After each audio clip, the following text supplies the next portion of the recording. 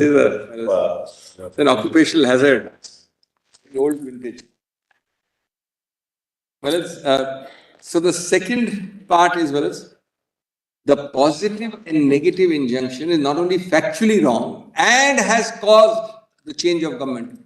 That has caused, I made that argument earlier, but it is juristically wrong. That's the second consequence your lordships should rectify. Only Supreme Court can do these rectifications. Nobody else can. Well, it's really futile to have a whole ladder again starting some high court, the ladder going all the way to Supreme Court. It really is futile. Nobody can touch. These are Quixote, these are Nabam Rebias. Therefore, third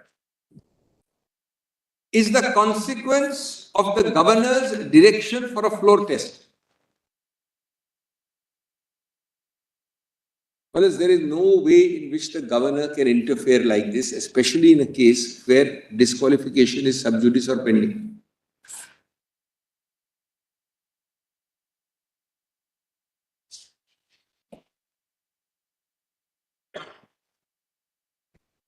The consequence of the governor's direction for a floor test. Floor test in a pending disqualification matter. Sub judice at two levels, sub judice at your lordship's level, sub judice at the speaker's level. It's a double sub judice. He's after all deciding in a quasi-judicial capacity there.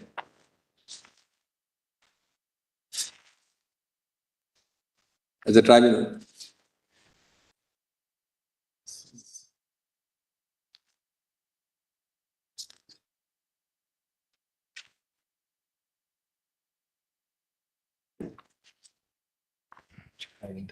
Sure. Okay.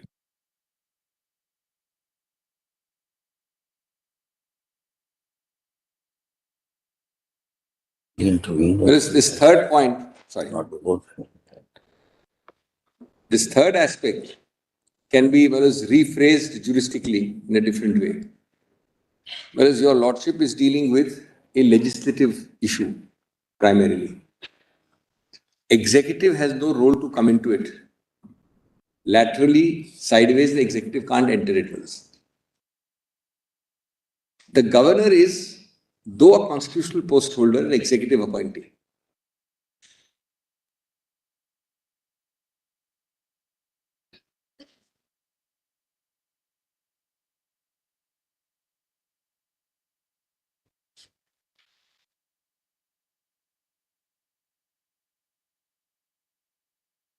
So this third aspect is really the executive direct lateral entry into a no-go area.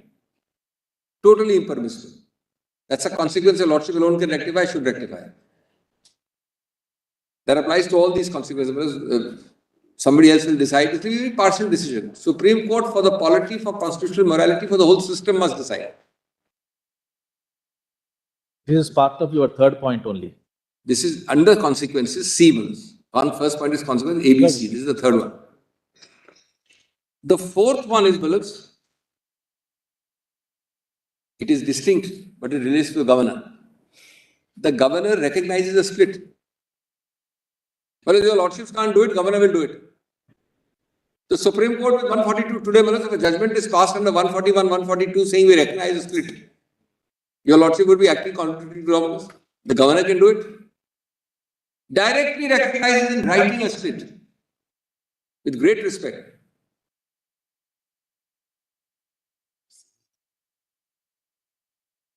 Here there is inbuilt double whammy. The governor is an error as a constitutional holder and the executive is coming into and recognizing. The central government executive is coming in and recognizing a split. Now that letter, your lordships may not have seen for some time now, maybe in the beginning it was shown.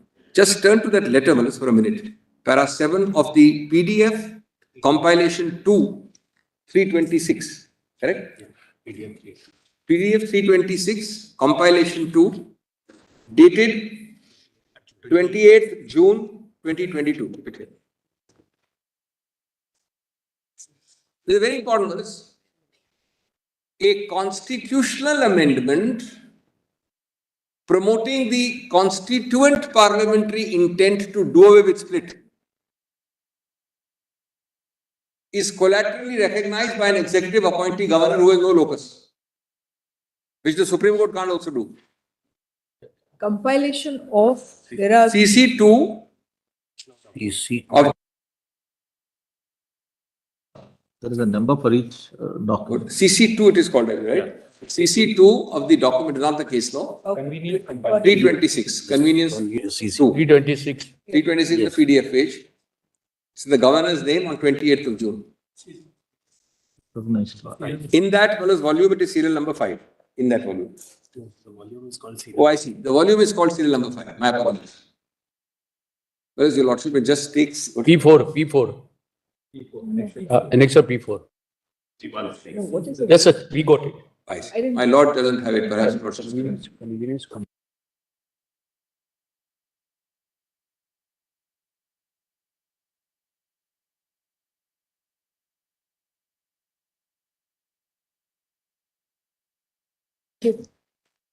My ladyship has got it. Yes, please. Dear Shri Uddhav Ji, the governor writes to the chief minister. I am going to emphasize para 7, but I'll read 2 and 3 also, leading up to 7. It's para 7 I want to read, but I'll just read 2 and 3 for backdrop. I am in receipt of a resolution dated 21/6, signed by 34 members of Shiv Sena, legislature party, stating that there is enormous discontent within the Shiv Sena cadre and the electorate on account of alliance with NCP and INC. The resolution clearly indicates that the majority members of Shiv Sena legislature party want to exit the alliance with NCP and INC, and to that end, they have reaffirmed the appointment of the leader of the Shiv Sena legislative party. I am also in receipt of a letter of 21 June addressed by Mr. Shinde to the Deputy Speaker, stating that the purported appointment of one Ajay Chaudhary is illegal, having been made by 16 MLAs without notice, without quorum, therefore the same is inoperative. So this the governor is saying, well, the governor can hardly at all interfere in any of these subjects while disqualification is pending at 2 levels. But that apart, leave 2 and 3. Now come to 7. Well, how can the governor say this? Kindly read 7. Is it possible? Forget the right or wrong. Why should the governor say it? How can he say it constitutionally is my question to myself. It is thus clear that a majority of the Shiv Sena MLAs have given a clear indication on behalf of the Shiv Sena legislative party that they intend to exit from the Maha Vikas Aghadi government, and that you have been made aware of the same, and that you are trying to win over your MLAs and cadre means not democratic. I am therefore confident that you and your government has lost the trust of the House and the government is a minority. I'll just pause and look at let's just forget this case for 2 minutes. Look at the consequences of this letter in the constitutional and the juristic sense. Number 1, it is a certification by an executive nominee that the departing allegedly disqualified members, allegedly by me, are kosher. They are not disqualified. They are not disqualified is his confidence.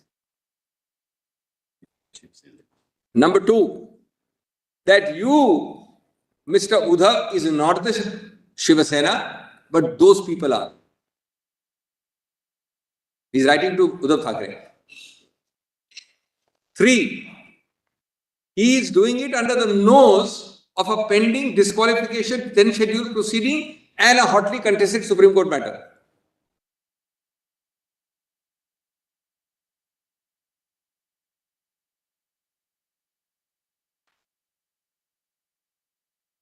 The ordinary mortals who are doing it, Lord should take a very serious view. I know Lordships can't issue directions to the governor and content may not lie.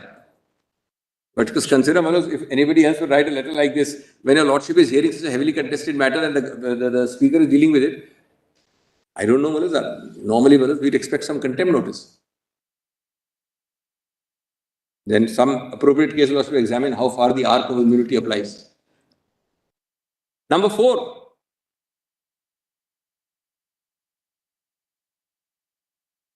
he is, Manu, actually setting up the ground as a precursor. Come to me, I will swear you in.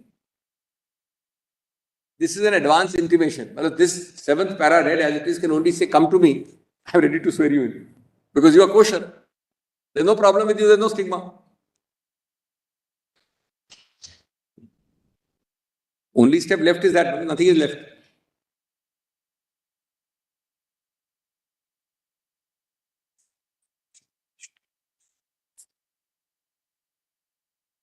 Therefore, Mullins, to the other question, my lord, the Honorable Chief Justice asked me on Thursday, Mullins, what is it that you want us to do in the event that we agree with you? Or should put a question like that. One of the simplest levels, of course, I gave you a larger answers, simplest levels to quash this letter. Now, suppose your Lordship quashes this letter, just for a minute. And I do not press, except for one or two things, in any meaningful way for other things. Just suppose, I'm just not conceding anything, I'm just giving the Lordship a supposition. The status quo ante is automatically restored. Lordship doesn't have to say it.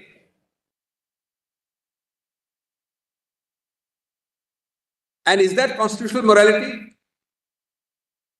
Is that fair play? Is that upholding the greatest traditions of governance? Because clearly it is. And certainly, there can be no bar, immunity, hesitation, legal obstacle, constitutional bar from quashing this letter if your Lordship otherwise agrees with me. This letter is not a non-quashable document, It's directly implemented. It's a direct prayer, directly impugned in all the writ petitions or many of the writ petitions. Take it, Mullins, take it that it's impugned.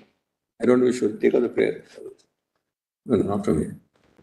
So, now, Mullins, this is the fourth consequence.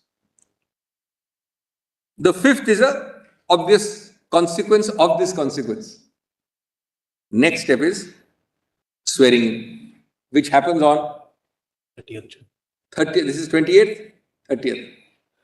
In fact, the seeds of that are very clear in para 7. I told you it's an advance intimation. It happens 2 days later.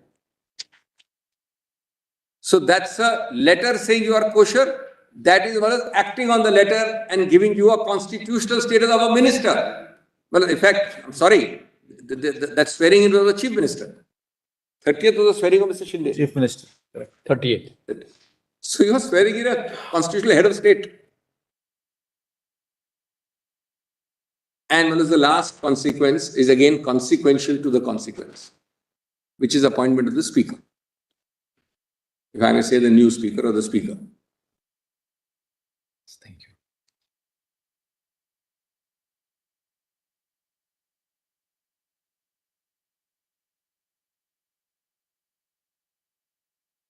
I have given a lordships 6 consequences. I mean, one can make probably 7 or 8 also, but let's say 6.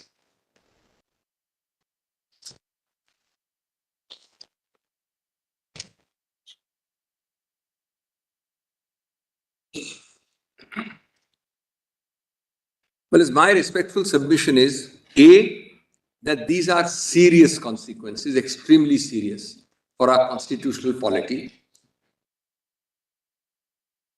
B, they are case neutral to the present case.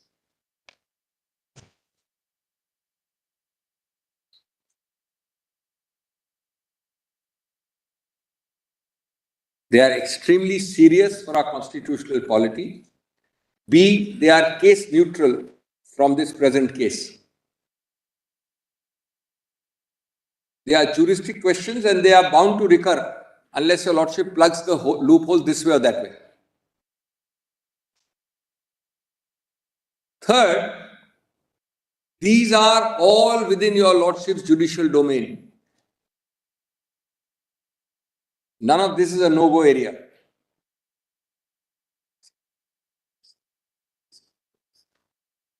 Fourth, and this is very important, fourth, only your lordship, I am not saying your lordships may, I am saying only your lordships can decide and should decide this. I am not even making an optional rule. According to me, this is only the Honorable Supreme Court which can and should decide it here, not delegated to any other authority.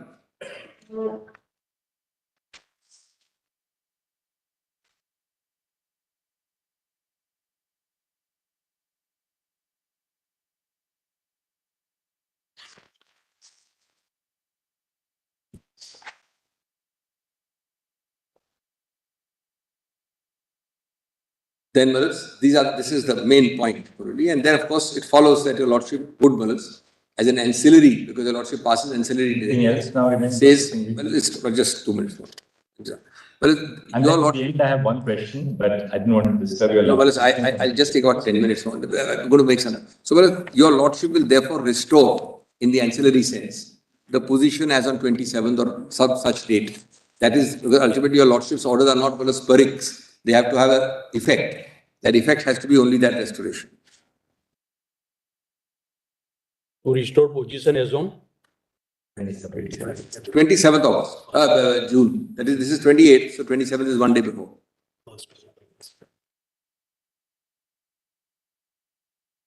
Now, coming back to my note, and I'll be very quick with that's written down. Come to para 12. This is the other facet. Your Lordship stopped at 12:13 last time. Just come to para 12 of my note. Where you convenience A3, the one your Lordship were using. A3. Now, what is the point? And I'll be very quick with this. Purposive interpretation in 10th schedule legislature cases, your Lordship is repeated many times. Which page, Dr. Singh? Para 12 of my note, page 5. This is that A3 note. Page 7 in there. Oh, I see. It's page 7. Page 7? Page 7. In your Lordship, it's maybe page 7. Yes. Now, purposive interpretation, what was this new fashion? Of course, now it's old. Bennion calls teleological approach. Yes, got it. It is Para 12 commences by saying it is further Respectfully submitted that the above course, the next line is purposive interpretation. Right. Or your Lordship calls it teleological approach. One of the most abstract books, that Bennion, very difficult to read. Now let us just see, what is that purposive interpretation? These are the principles. Why does your Lordship talk of the evil of political defections? Next para. Now it will be very brief. Quixote quoted, well known to your Lordships, Quixote in para 4 cites the statement of objects and then says this, I am reading, the evil of political defection has been a matter of national concern, not combated, likely to undermine the very foundations of our democracy and the principles which sustain it. With this object, an assurance was given in the address by the President to Parliament that the government intended to introduce in the current session of Parliament an anti-defection bill. The bill is meant for outgoing defection. Why are your Lordship saying all this in Kyoto, which is 30 years ago? It's 30 years ago. Because this says that when you interpret anything in this area, you must push this sentiment, this object. That's the object of this. Next, Jagjit Singh. Just see this, fellows. Jagjit Singh, all the citations are given. I'll not go to it. I'll just read it from my notes. The validity of the orders by the Speaker under 2.2 disqualifying certain independent MLAs of Haryana 3 days prior to the election for the Rajya Sabha fell for consideration. Lordship knows in the Rajya Sabha the MLAs vote was. This Honourable Court rejected an argument that the Speaker's order had been passed in haste, observing that the disqualified MLAs were interested in prolonging the disqualification proceedings beyond the date of Rajya Sabha. Critically, it was held that an independent MLA cannot be permitted to avoid the consequence of defection merely by not completing the formalities of joining a political party. So this was not, this was only by purposive interpretation. This was extending and stretching, if I may use the cruder word, stretching it, but stretching it for the purpose of promoting this object. Of course, it's an irony. There, you did it to, well, they said we'll prolong the disqualification so he can't vote. I said he can vote in the Rajya Sabha. Here, it's the same man as the Chief Minister. If Jagjit Singh is right, this is a 10 times a for sure case which we are arguing now. That was only a Rajya Sabha election. Now 29 is what the Supreme Court says. It is also essential to bear in mind the objects, underline the word objects, for enacting the defection law, namely to curb the menace for defection.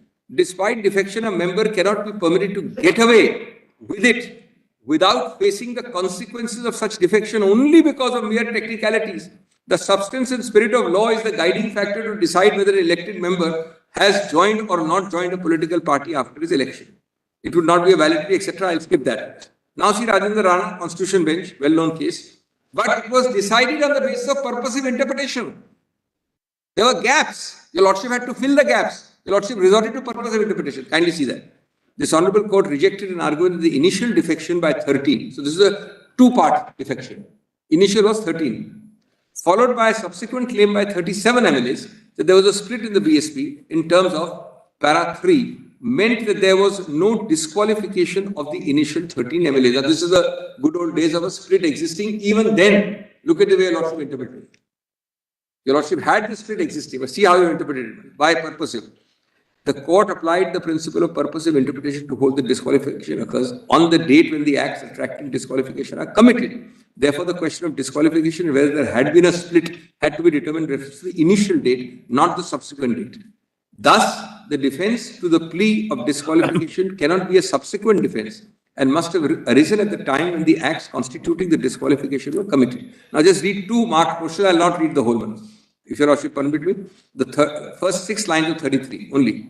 It may be that the collective dissent is not intended to be stifled by the enactment of 1022. But at the same time, it is clear that the object, mark the word object, is to discourage defection, which has assumed menacing proportions, undermining the very basis of democracy. Well, the very basis of democracy comes close to basic structure. Democracy has been held to be basic structure already, obviously. Therefore, a purposive interpretation in para 2 in juxtaposition of 3 and 4 is called for. Therefore, then one thing is clear, the defection is the ground for disqualifying a member. He incurs the disqualification if he is voluntarily given a membership of his original political party, meaning that the party on whose ticket he got elected. In the case of defense of a whip, I'll skip that to save time. Come to the next marked portion, next para, the highlighted portion. The fact that a decision in this regard may be taken in the case of voluntary giving up by the speaker at a subsequent point of time cannot and does not postpone the incurring of disqualification by the act of the legislator. Similarly, the fact that the party could condone, could theoretically, there's a para which allows you to condone, the defiance of a whip within 15 days, or that the speaker takes the decision only thereafter, cannot also pitch the time of disqualification as anything other than the point at which the whip is defied. I'm not only arguing relating back, I'm arguing purposive interpretation. Apart from relating back. Relating back is arrived at by adopting purposive interpretation. Therefore, in the background of the object sought to be achieved by the 52nd Amendment and on a true understanding of para 2 with reference to other paras, the position that emerges is that the speaker has to decide the question of disqualification with reference to the date on which a member voluntarily gives up his membership or defies the whip. That is arrived at by purposive interpretation, no other way. It is really a decision ex post facto. The fact that in terms of para 6, a decision on the question is to be taken by the speaker or the chairman cannot lead to a conclusion that the question has to be determined only with reference to the date of the decision of the speaker. An interpretation of that nature would leave the disqualification to an indeterminate point of time to the whims of the decision-making authority. Same would defeat the very object of enacting the law. Whereas by disabling notice to a speaker, you will achieve the same. By the governor writing letters, you will achieve the same. All these are nullifying the 10th schedule. That's why purposive interpretation is vital. Your Lordship has separately noted with me paras 12, 52 and 53 of Rana. That is done in the earlier department argument. That's not quoted here. Now, Srimant Balaji Patil, Balasaheb Patil, in para 89, which is quoted, just come to the boldface alone to save time. So I'm skipping long paras in between. If we hold that the disqualification proceedings would become infructuous upon tendering resignation. Now, this is another technique, because if you are disqualified, then you have to fight an election again to become a minister. Well, if you are disqualified, you must fight an election again to become a minister. So people will just resign and then immediately become a minister. Then you get 6 months to be elected. You can become a minister now and need not be elected for a while. So to get around that, this is Your Lordship's purposive interpretation. If we hold that the disqualification proceedings would become infructuous upon tendering resignation, any member who is on the verge of being disqualified would immediately resign and would escape the sanctions provided under 751, 164 and 361. These are remuneration consequences, and also most importantly that you have to, you can be a minister but be elected within 6 months after that. That is not available if you are disqualified. Such an interpretation would therefore not only be against the intent behind the introduction of the 10th schedule, but also defeat the spirit of the 91st Amendment. Then, DTC, an inhibition under the Constitution, this is of course not a defection case, but on the principle of purposive. An inhibition under the Constitution must be interpreted so as to give a wider interpretation to cure the existing evils. Now, this is important, even though it's not highlighted, just read this para, 118. Legislation, both statutory and constitutional, enacted in true from experience of evils, but in general language should not therefore be confined to the form that evil had taken. Time works changes, brings into existence new conditions and purposes and new awarenesses of limitations. Therefore, a principle to be valid must be capable of wider application than the mischief which gave it birth. It was born for reason X. Today, our Lordship will expand it to Y, tomorrow to Z, because we learn from experience, brothers. As they said, brothers, not spirit of law, not logic, but experience. Those famous words of Holmes. This is, therefore, a principle to be valid must be given wider application of the mischief it gave it birth. This is particularly true of constitutional constructions. Constitutions are not ephemeral enactments designed to meet passing occasions. These are, to use the words of Chief Justice Marshall, designed to approach immortality as nearly as human institutions can approach it.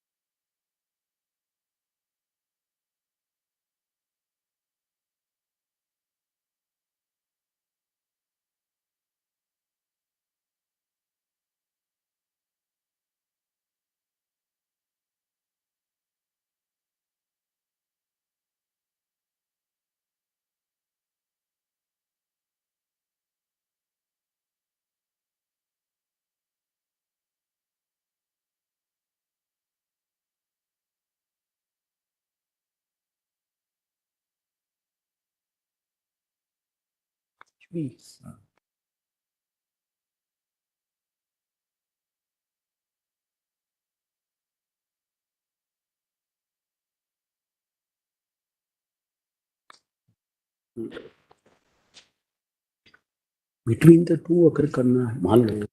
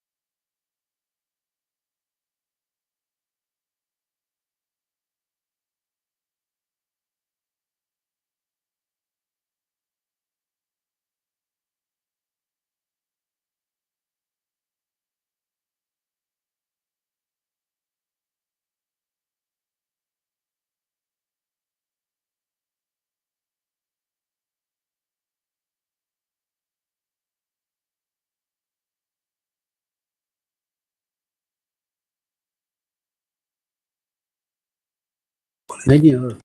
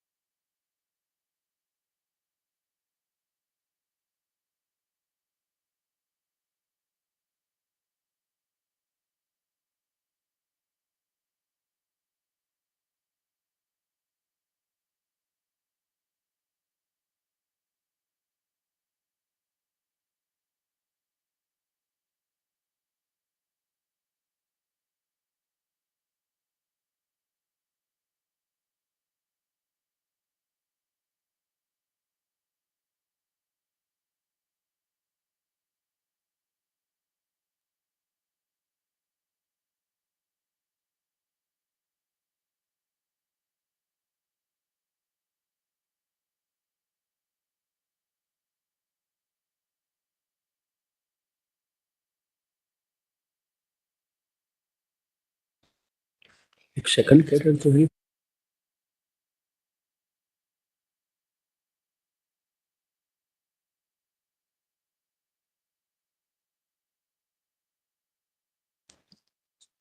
Yes, Dr. The last two lines above para 91 in my note, which is para 16, at the end of, in the application of a constitutional limitation on inhibition, our interpretation cannot be only of what has been, but of what may be. My Lord has got that para? What is here? Well, within 16, I have quoted judgments. In the quotation, there is a para 91, 2 lines above 91. Yes. Then, Wallace, next 91, I will not read, your Lordship has it, Wallace, coming out of your Lordship's ears, this judgment, 5 days your Lordship heard this. Only one sentence I am emphasizing, which was not relevant for the other case. I mean, I didn't argue it there. This is a quotation, Wallace. Last line of 284. The courts must adopt such an interpretation which glorifies the democratic spirit of the Constitution. I'll skip Wallace. Whole of 17, I'll skip.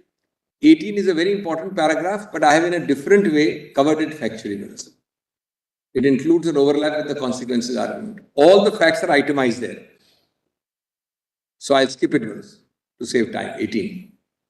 A lot of seen my 18. You should just keep it as a factual summary. Now come to 20. Allowing the disqualification petition to be decided by a person who has been appointed as speaker with the active support of the respondents and who has conducted himself in a biased and malafide manner would result in incentivizing the constitutional sin of defection. That's the phrase I want to comment for Lordship's consideration. Incentivizing the constitutional sin of defection and would be against the spirit and intent behind the 10th schedule. The same would be in the teeth of constitutional morality. Thus, the principle of purposive interpretation demands that the present speaker not be entrusted. This fellows ends the purposive part.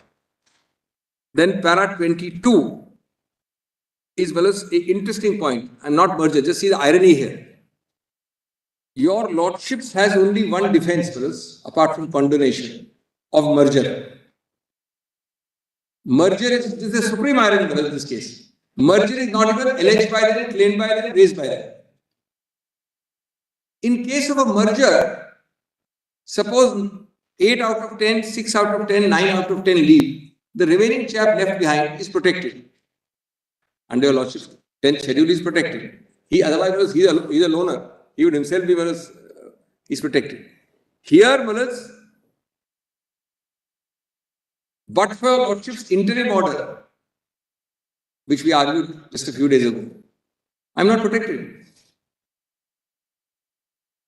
Without claiming merger, I mean, today they are issuing letters and whips, which, I'm not talking about Lordship's protection. The whip is being issued as we speak, in various matters, they are entitled to, if the EC has recognized them. But for Lordship's protection, I would be liable to be disqualified for not following his whip. Because without invoking merger, without there being a merger, there is no protection. They become the party. These are consequences. This is a consequence Lordship I added in my 6 consequences. This is a very weird consequence. It's a very weird consequence. If you have the defense of a constitution, you are worse off. If you don't take the defense of the constitution, you are better off.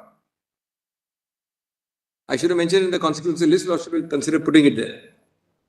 It's an absolutely absurd, weird consequence. Then, Manas, I have extracted para 4 in para 23, that is para 4 of the 10th schedule. And I've made this point in para 24 again. And therefore, Manas, I have ended with this. I'm ending my submissions with one, Manas, judgment which I have to cite. That's an absolute end, Manas. That's an interesting judgment on, Manas. Where is it found? Where is it found? 3F. Compilation of judgments, 3F. volume 3F. 3F. It's a judgment called Indore Development Authority 2028 SCC 129. Constitution Bench. On restitution. On restitution. Yes. Your Lordship is a party to it. Restitution, no? Restitution. Because that's the fifth facet or sixth facet of setting right a wrong. Well, you call it actus curiae, your Lordship will not allow your Lordship's acts or judgments to harm a party. Your Lordship calls it a situation created by your Lordship's order, etc. Another facet of saying the same thing is restitution. And my Lord is absolutely right. Which page you want to read? This is in this volume 3F at PDF page 1 minute. 33. 1 minute.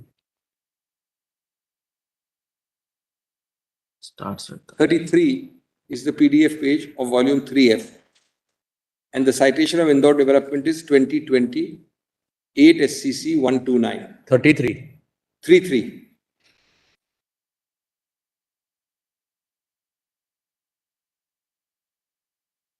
Para? So the first para I wish to read is far away in the beginning. It's para 335 at page. Oh, 335. Yes, 335. At page? At page 275. PDF page 275.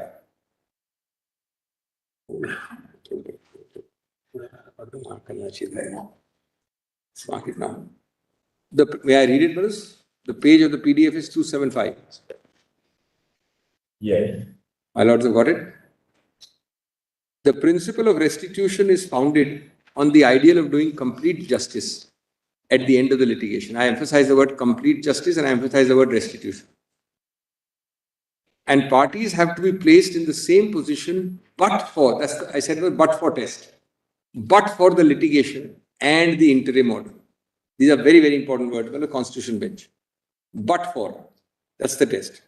But for the litigation and interim order, if any, passed in the matter. In southeastern coalfields, it was held that no party could take advantage of litigation. It has to disgorge the advantage gained due to delay in case the list is lost. The interim order passed by the court merges into a final decision.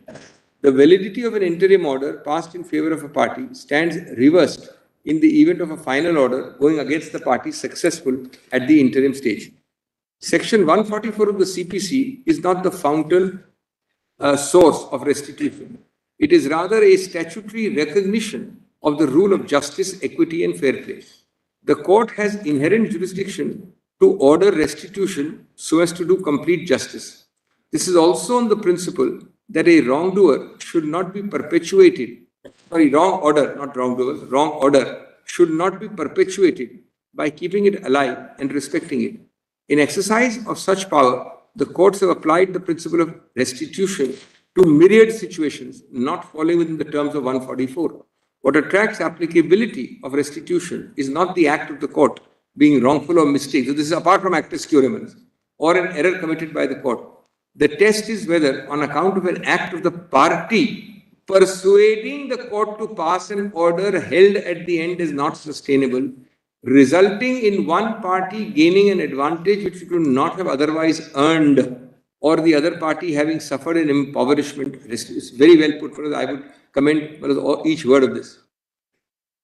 Litigation cannot be permitted to be a productive industry. That is only a fond hope. It is a productive industry. Litigation cannot be reduced to gaming, where there is an element of chance in every case. If the concept of restitution is excluded from application to interim orders, then the litigant would stand to gain by swallowing the benefits yielding out of the interim order. Then they quote, I will not read the quotation. Just pause here for 5 seconds. I get an interim order the interim order is obviously not confirmed. If the interim order is confirmed, the matter doesn't arise. It is other way around. But every consequence of the interim order is enjoyed, gorged, eaten, and then you twiddle your thumbs and say, tough luck, now the final order has come too late, you can't ask for restitution. That is what your Lordship seek to address by this passage. It's rather well put. For saving of time, I'm not reading. I would request my Lords to read Eastern Coalfields, from where it draws strength. It's a constitution bench. And this is the essence of justice. It's the essence of justice. In a constitutional matter with such grave consequences, it is even A for sure. I'm very deeply obliged. Just one question I had. I mean, it's a facts part. You said, and both Mr. Sibal also said the same thing, that this is not a case where a trust vote is called when the House is constituted for the first time. Whether the governor's powers, of course, the governor has the power to call for a trust vote when there is no clear majority on the floor. But not after the election that you have for the first time. It's not after the election because here the government is formed. Very valid point that, this post-formation of government. What is the power of the governor to call for a trust vote post-formation of the government? What are the circumstances in which he can? That means a running government. A running government. Correct. Well, let me answer on first principle. That of course, we can add some material and give your Lordships specifically a note only on this. But on first principles, the first answer is that zero, where? Because your Lordship will decide abstract. Zero, answer to your Lordship, direct question, direct answer. Zero power, where there are pending disqualification issues in a running government. Because Lordship should not mix up the two. One is a normal vanilla running government with no issue of disqualification. One is a disqualification pending at two levels. My candid, clear answer to your Lordship's direct question is zero. Number two, the reason is what I have given It is a lateral entry of the executive in an area where there cannot be any jurisdiction. There is no locus for this. In either 10th schedule or your Lordship jurisdiction. Number three, if your Lordship's question is premised, has to be premised and rightly premised on the assumption that the governor, what he does in the question posed by the Honorable Chief Justice, what is he doing, He is recognizing ABC as the inverted commas majority. There is no relevance to your Lordship's query unless the governor does that. Otherwise, your Lordship's query would not be relevant. Obviously, it presupposes that he is giving some imparting legitimacy, recognition, or some status. How is that possible? There's only one gray area. In constitutional law, it's not possible. Not so much from the facts of this case, but we're looking at now from the perspective. On the facts, I'll tell Lordship. When you read that letter of the 28th of June 2022, the governor, you said that what the governor essentially did was to recognize a split by the letter. In fact, that letter does say that so many people have left you, and therefore, that without using the word split is a full recognition, my submission to the Lordship. De facto recognition of a split. Yes. Correct.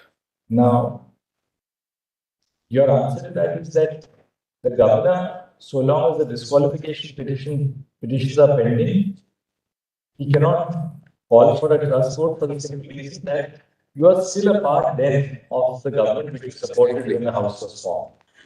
Except in one case, where for some freak reason which I cannot think of, it will never happen, that nobody decides to seek to disqualify the other.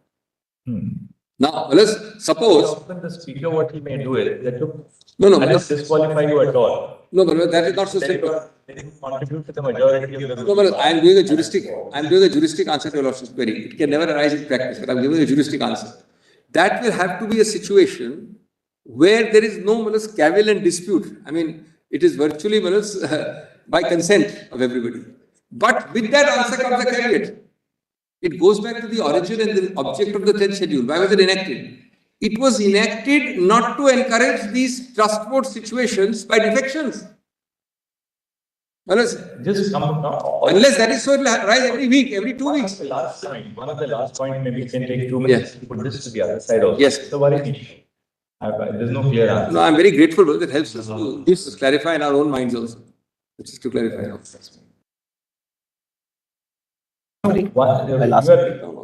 There is, in assessing the strength of a ruling party in the House, whether it's the legislative assembly or the parliament, you have a numerator and you have a denominator. The numerator represents the strength of the party when the house was formed. The denominator represents the total strength of the house. Now, by calling for a trust vote on 28th of June 2022, the governor, according to you, your argument is that the governor therefore recognizes that a part of the numerator has evaporated or has been taken away. It's rather nice you're putting in numerator. The numerator has been taken away. And therefore now I feel you have lost the confidence in the house. According to you, that is not permissible because the disqualification petitions are still pending. And he recognizes and gives legitimacy to the numerator. In your lordship example, he is recognizing and giving legitimacy to the numerator. The only problem which I think, which is kind of not, which is worrying is, does the governor not also recognize that the very act by which the numerator may or may not be affected? Alright? For instance, the numerator would be affected even if you don't treat it as a split and there's a clear disqualification. Then the numerator is reduced by X, the strength of the ruling party in the house, minus Y, the people who have defected from, who have therefore attained disqualification. But equally that same act affects the denominator also. Because it reduces the total strength. The total strength of the house. Correct. So, though the governor cannot therefore say, the governor cannot legitimately say that, look, these people have left you, therefore I want to trust. Correct. But can the governor not then say that, look, assuming that there is no recognizable concept of a split now under the 10th schedule, the effect of all this is that these people have to be reduced both from the numerator and the denominator. Straight away. There are many answers. First, this exercise cannot be done by the governor because there is no mechanism for it generally. You have been arguing that he can't assume to himself to take a decision. First, I give your lordship 3 or 4 answers. Lordship will note down my very specific answer. This is an exercise itself which he cannot embark upon. The governor has no such jurisdiction to embark upon when there is a running house. Now, second answer. Right. He can't embark. But can you not, therefore, then say, I want this exercise to be demonstrated on the floor? No, therefore, I'm saying that exercise you can't embark. Let me answer. Can you not? He has argued that. Second answer. Argued that he won't have the. It has to be. Whereas numerator, denominator, you can't start because your lordship has to premise a direction by me to him. I'm the governor, I'm giving him a direction. Please have the argument. You can't give a direction. Got your point. Therefore, to the legislature, the speaker or the chief minister can say, sorry, I don't obey this direction. I don't hear this. Your argument, therefore, until the outcome of the disqualification petitions is known to the governor, exactly, he cannot then call for a trust. Possibly, using your line of argument, we're just trying to understand the argument and stretch it to its conclusion. After the disqualification petitions are decided by the speaker, then there is clarity in the mind of the governor on what is the extent of the numerator which has been affected. I am very grateful. I was going to answer, I am not conceding, but I was going to answer because that question will arise. You will be very careful about a hypothetical situation, but possibly were. But why is that? Because a constitutional designated judicial or quasi-judicial tribunal has given a verdict. After that, there is something, as the Lordship puts it, that verdict, unless disturbed by the High Court or the Supreme Court, is binding or operating. But here, your Lordship's query answers the first part. You are doing it well before. You say another point in your favor, actually, which is that the very same unit which affects the numerator affects the denominator also. Yes, right. So, if the governor cannot postulate until the disqualification petitions have ended that the numerator has been affected, then he cannot say that the denominator is affected. No, he cannot. By the very arithmetic, it has to be both. It is very selective otherwise. Right. Because the same act of defection which reduces the strength of the ruling party, which also then affects the strength of the house. And Manus, can you start doing this in a this is the word premature stares your lordship in the face. Constitution says this body will decide. This body is ready to decide. You are going to give a decision virtually. I will reduce the denominator, I will reduce the numerator. That will create chaos. And Malus, your lordship has to see Malus You are saying you can't take cognizance of the existence of the 10th schedule proceedings he can take only upon an After- order passed by, Consequence of the 10 schedule or proceeding. after a Very determination grateful. by the 10th. That's a very pithy summary. The consequence of the 10 schedule can be some basis, unless disturbed by the High Court or Supreme Court, to act. Until then, they continue to be members of the. And it would be in rem. Once that judgment, Otherwise, this would be really a method. there'll be chaos. There'll be chaos. And not that it should come into your lordship cannot ignore the reality of around the country. Governors also. We got your Governors are no more angels. Just 2 sentences. Number one, Malad. 10th schedule doesn't recognize majority minority. Absolutely. No, but Correct? Correct. 10th schedule postulates, Malad, that even if there is a split of a majority, it can't be recognized. The governor knows that. The governor knows that, Malad. And Malad, 10th schedule, also, para 3 also said there must be a split in the original political party. 10th schedule, Malad, para 3 said original political. Right. What's your main We argument? know that there was no split. Governor knows there was no split in the original political party. So on what basis will he ever recognize? And your answer to your lordship's question, how will the governor call Malad? Supposing one of the parties moves away from the coalition and goes to the governor along with the BJP and said, now we are. that's not an individual act of defection. Yes, that's right. So this is an individual act. It has to be the act of a party. Now you have recognized the majority as the party and writing a letter to the chief minister. This is unheard of. So if a party says we don't support the government anymore, that's not a disqualification. That's We don't support. If the correct. governor says you've lost one of your constituents, now. Government falls. Oh, that's fine. That's all right. So that, I'm sorry, but I didn't want to. Very deeply obliged. Thank you, Dr. Thank you, Doctor. Yes. Wait, please, Lords. For some Lords, I'll be very brief, Lords, for 15-20 minutes. Lords, some issues have not been covered. What are the points that you want? Yes, Lords, straight away. Lords, I have made a brief written note, but before I come to the note, Lords, I have made a chart of all the prayers for your Lordships. And one or two areas which have not been addressed. If your Lordships have that chart, which has, Lord, the list of 4 writ petitions on this side and 2 writ petitions on that side, it is document 8. Document A? Yes, Lord. It's a chart. Document 8 lost, consolidated prayers. Filed yesterday, Lord. It was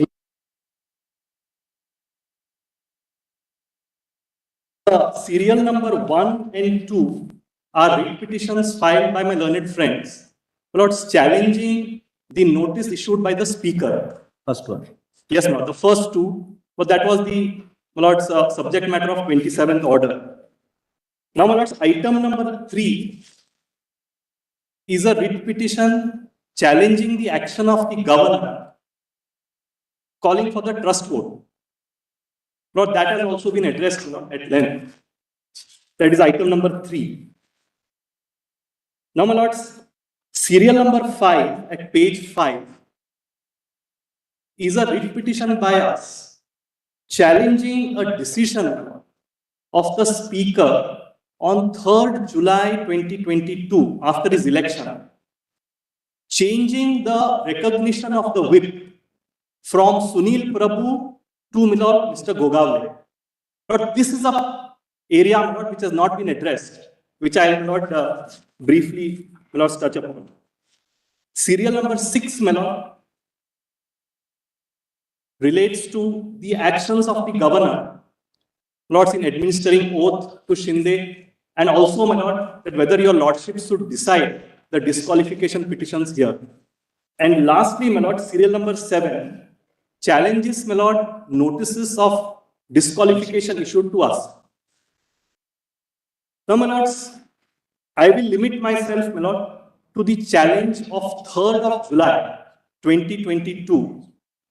And this challenge, my Lord, is an independent challenge, irrespective of the view which your Lordships will ultimately take as far as disqualification is concerned or governors, my Lord's actions are concerned. Now, kindly have a look at the writ petition itself, my Lord.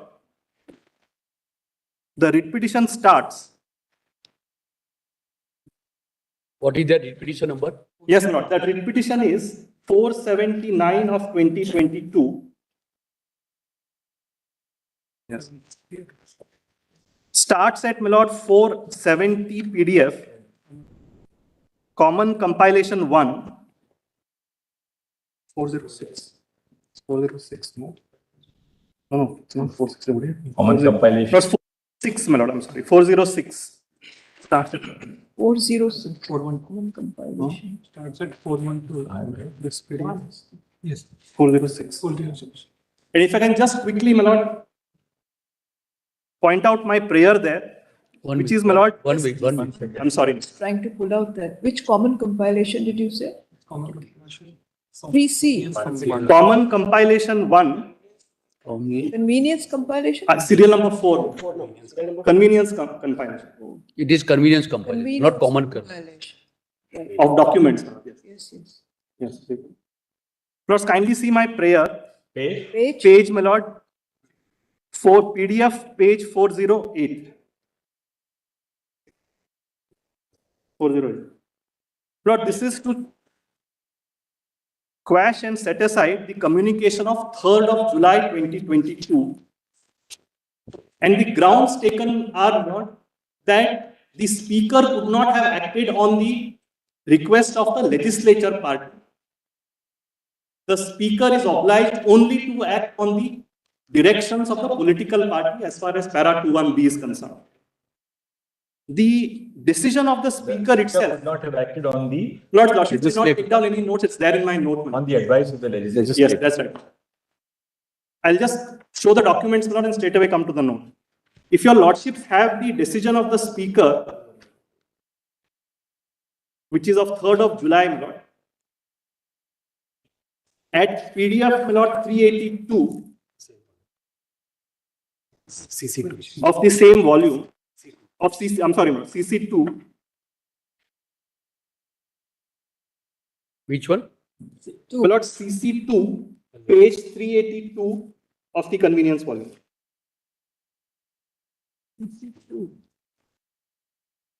Serial number 5. The running page is 369, PDF page 382. Your lordships are aware, my lord, this decision is taken after the election of the speaker, my lord, on 3rd, on the late night of 3rd. So kindly see what he says, my lord. Just 1 second, I'm just trying to track it down. Convenience compilation 2, right? Yeah. Page 382, I'm sorry. 382. With reference to your above mentioned letter, I have been ordered to inform you that you have been replaced from the post of legislature party by nominating the name of Ajay Chaudhary. In this regard, you have raised the objection by addressing the letter on 22nd June. In this regard, after deliberation on provision in the law, Honorable Speaker, Maharashtra Legislative Assembly has cancelled the approval granted to Ajay Chaudhary as the leader, Shiv Sena Legislature Party, and kindly see the next, my lord, and approves the recognize the nomination of Eknath Shinde as the leader, Shiv Sena Legislature Party. Similarly, the proposal to nominate Sunil Prabhu as the chief of Shiv Sena Legislature Party is to be cancelled and to recognize the nomination of Bharat Gogavle as chief whip of Shiv Sena Legislature Party has been approved and recorded in the registry. So, my lord, my argument is limited to the second part of the decision. Cancellation. As far as, my lords, the replacement of Sunil Prabhu by, my lords, Bharat Gogavle by the action of the speaker on the 3rd. And the only material, my lord, which was there before the speaker was that letter of 22nd of June of, my lord, Mr. Shinde, which your lordships have seen, my lord. PDF, my lord, page 67. It was seen. Lordships have seen that, which encloses that resolution, my lord, of 21st, appointing, my lord, Sunil Prabhu. Can you give us a cross reference? Yes, my lord. That is page 60. No, the earlier. The 67. The letter, my lord, of Mr. Shinde to the Honorable Deputy Speaker is at page 67. If your lordships just have a look at that. Page 67 at the same compilation? Yes, my lord. Kindly see, my lord, the heading. It is not by a political party. Shiv Sena Vidhi Mandal Paksha Karyalaya. Clear, my lord, that the letter was addressed by the Shiv Sena Legislature Party at best. And this, my lord, is based on the resolution which was passed in Govt, which is, my lord, that resolution at page 49. 62. At, my lord's PDF page 62, again Shiv Sena Vidhimandal Paksh Karyalay. Sorry, sir. 55. PDF page 55. Again, the heading is also Shiv Sena. Yes, my lord. PDF page 55, Shiv Sena Vidhimandal Paksh Karyalay. Now, my lord, the defense to this, in the reply, there are only two defenses taken, which your lordship, my lord, have to consider. One is this is an issue which is covered by 212. Court should not get into it. And second, in any event, it is the legislature party which decides the whip. Straight away, my lord, if I can place the reply itself, there are only two issues, my lord, which have been raised in the reply. Kindly turn to, my lord's PDF page 475 of Convenience Volume 1, my lord.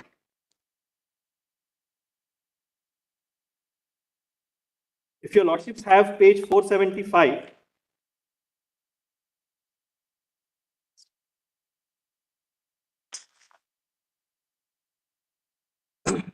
Sorry, which convenience compilation, please? Convenience Volume 1. Lords, I have put all this in the note. Your lordships may not be troubled, my lords, to make the Why don't you take note us, of the pages. run through that note rather? Yeah. Yes, yes, Lord. I'll just point out the pages and That straight will away. be, Yes, sir. while you read it, you can I will indicate. Yes, sir. Lords, if your lordships have page 475 PDF, their reply, my lords, to this writ petition. The second column, my lords, on the top, this is the answer to 479. Writ petition is not maintainable in view of 212. And in any event, speaker has no discretion in the matter and has to notify the will of the majority of the legislature party. The lordships have made a note, my lord. Similar, my lords, averments are made at PDF, my lords, 492, paragraph 35, 34, 35, and 36. So, my lord, these are the documents which I wanted to show. Now, straight away, my lords, if your lordships come to my note,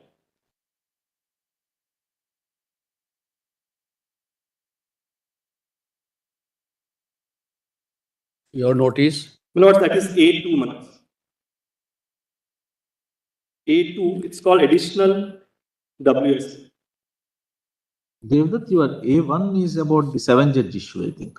Yes, my lord, that's right. Correct. A2.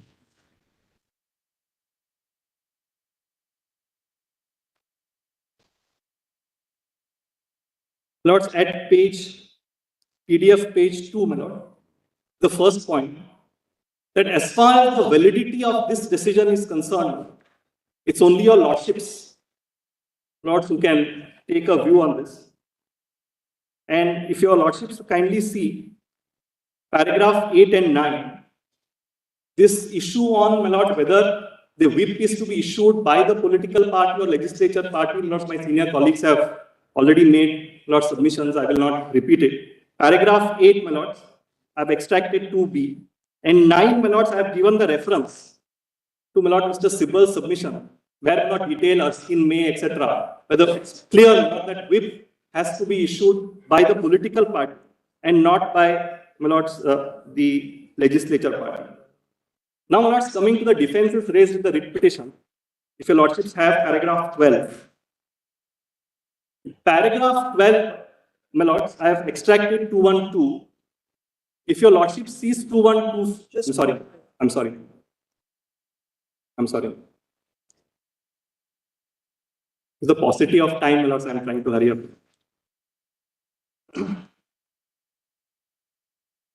Yes.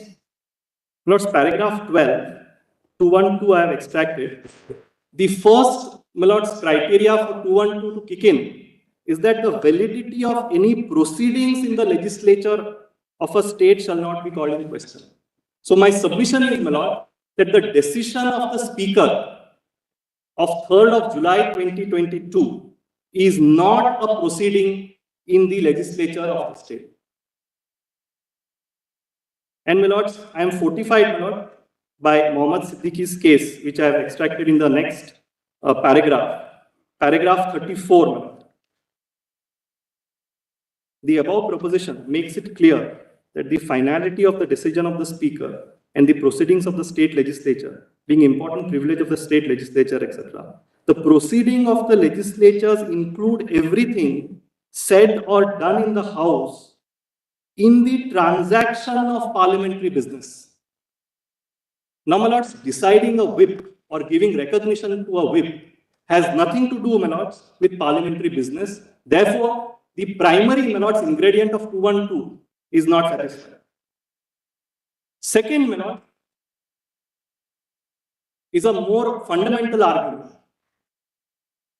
that this is not a mere, my lords, case of procedural irregularity, but a case of substantive illegality and unconstitutionality. Your lordships, my lord, have from time and again said that 212 will not, my lords, help the Speaker's decision to be immune from judicial review if it suffers from substantive illegality or unconstitutionality, even if it is proceedings in the House.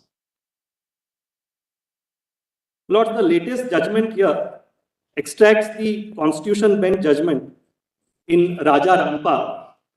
And if I can just place, my lord, paragraph 431 of Raja Rampal, which is extracted at page, my lord, 6, PDF 6.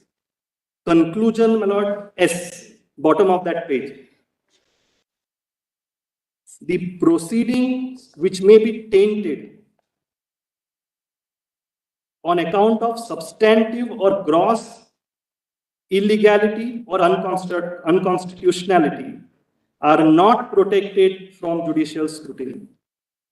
Then similarly, my lord, U, an ouster clause attaching finality to a determination does not oust the power of judicial review, but not on grounds of lack of jurisdiction or it being nullity for some such reason as gross illegality, irrationality, violation of constitutional mandates. Yes. Yes.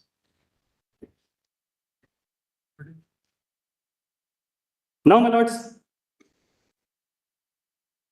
as far as, my lord, the decision is concerned, that this is not a procedural irregularity, but a substantive illegality or unconstitutionality is borne by a plain reading, my lords, of paragraph 2 of the 10th schedule. And, my lords, all the authorities and material which has already been relied upon, that references I have given. If your lordships have paragraph 9, my lord, I have given the references, page 70 to 96. Paragraph 9, page 4 of this note, and I will not, my lords, repeat it. Now, my lord, the second point.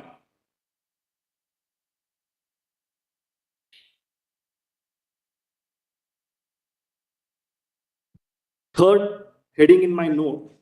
What is the meaning, my lords, of a political party? Your lordships asked, my lord, during the course of our submissions. What does it mean? Now, my lords, I have tried to explain, because ultimately decisions of a political party, which I will demonstrate, my lord, are ultimately decisions of the political party expressed through its leadership. And when, my lords, 2B talks about directions of the political party, it means decisions of the political party as are communicated, my lords, to the Speaker. Now, my lords, kindly have paragraph 19 of my note. The 10th schedule of the Constitution prescribes a code of prohibited conduct for legislatures within and outside the House. Any commission of the prohibited conduct by a legislature envisages penalty of disqualification. Now, my lord, there are two categories of prohibited conduct which your lordships have seen, my lord. And the footnote will show, my lord, I'm not going to repeat it, what is prohibited conduct for the purpose of para 21A. I've given the references also. Resignation need not be Lords, explicit, it can be inferred, giving a letter to the governor, Lords, going to the governor with the opposition parties constitute para 21A. All the references are there. Now, my lords, the substantive submission on the term political party, if your lordships have paragraph 21 now. It's not a nebulous concept. The term political party occurring in the 10th schedule is not a nebulous concept, but a term which has a definite connotation. The term political party referred to in the 10th schedule is an association stroke body of persons which has a definite leadership structure which is recognized by the Election Commission of India under section 29A of the RP Act. A political party is not synonymous with its legislators. A political party includes in its ambit the entire organizational structure which is spread at several levels, block level, taluka, district and state level, apart from the primary members holding those posts. Your lordships have seen, my lord, as far as Shiv Sena was concerned, organizational elections were held in 2018 and the leadership structure was communicated in January of 2018. The documents your lordships have seen, I'm not going to point it out again. But those documents unequivocally show, my lord, who's the leadership of the political party. That is page 1, my lord, of convenience compilation 2. Now, my lords, there is how this concept, my lord, of political party was included. What is the history? I will not trouble your lordships with that. If your lordships straight away have now 29A, which is extracted in para 28. Why this is important is that political party is not something which is anomalous. It is very clear who are the members, what is the leadership structure. So when the 10th schedule says directions of the political party, it means the directions of the political party as is expressed through the political leadership of that party. Paragraph 28, my lord, 29A is extracted. If your lordships have PDF page 12, subsection 4 of 29A clearly states that the application shall contain the details of the president, secretary, treasurer, and other office bearers. So the leadership structure has to be intimated to the election commission. Now, my lords, detailed guidelines have been made under Article 324 under section 29A. And that also, my lord, is a part of this very written submission. If your lordships, my lord, just have PDF page 21, it requires, my lord, the following documents to be submitted, which includes office bearers. Your lordships may kindly make a note at page 22, and also, my lord, affidavits to be given by the president and secretary, which is, my lord, PDF page 34. So therefore, my lord, coming back to my note, my lord, paragraph 30. The fact that Shri Uddhav Thackeray is the president of the party, as per the constitution of the party, was intimated to the election commission from time to time. Thus, the terminus quo for deciding a disqualification petition under the 10th schedule in regard to the prohibited conduct of a legislature has to be with reference to the state of affairs of that political party as it existed on the date of alleged action of disqualification. The term political party in the 10th schedule is referable to the political party as registered and recognized by the ECI under section 29A. Now, my lords, the next section that the 10th schedule is intended to maintain the integrity of the political party, my lord, your lordships have been taken through it. I will not, my lords, trouble your lordships with that. If your lordships now have serial number 5, Roman 5, my lord.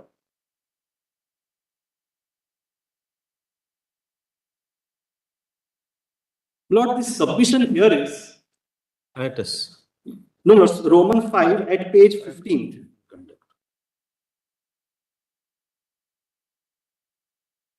The correct constitutional conduct for legislators who claim that they represent the original political party is to first get their claim resolved before indulging into prohibited conduct under the 10th schedule. Now, my lords, the core question, my lord, which arises for consideration of your lordships in this case is that when there is an intra-party dispute, can, my lord, certain MLAs take the defense that, look here, I am the political party and I will indulge into prohibited conduct under the 10th schedule. And after indulging into prohibited conduct, toppling government, forming the government, file proceedings on 19th of July before the Election Commission for, my lords, validating that claim. And the defense taken is, look here, I am the political party. So your lordships, my lord, are called upon to decide what is the correct course of conduct in this situation. Para 36, my lord, it is respectfully submitted that in the event of a dispute within the political party, the correct constitutional conduct for legislators who claim that they represent the original political party is to first get their claim resolved before indulging into prohibited conduct under the 10th schedule. It is submitted that if a legislature or a group of legislators have a claim that they represent the original political party, then it is imperative that such a claim has to be resolved or adjudicated upon and decided in accordance with law. Brahmanand Reddy, my lords, was already cited. It is no defense in a disqualification petition to say that the defectors have a claim of constituting the original political party. Till such claims of MLAs that they represent the original political party attain fruition by a process known to law, such MLAs are governed by the code of conduct prescribed by the 10th schedule. Any other interpretation would make the working of the 10th schedule untenable. In the facts of the present case, Sri Eknath Shinde and his faction resorted to prohibited conduct of violating the whip, indulging into anti-party activities, instead of getting their claims adjudicated or resolved in the first instance, and then indulging into political activity.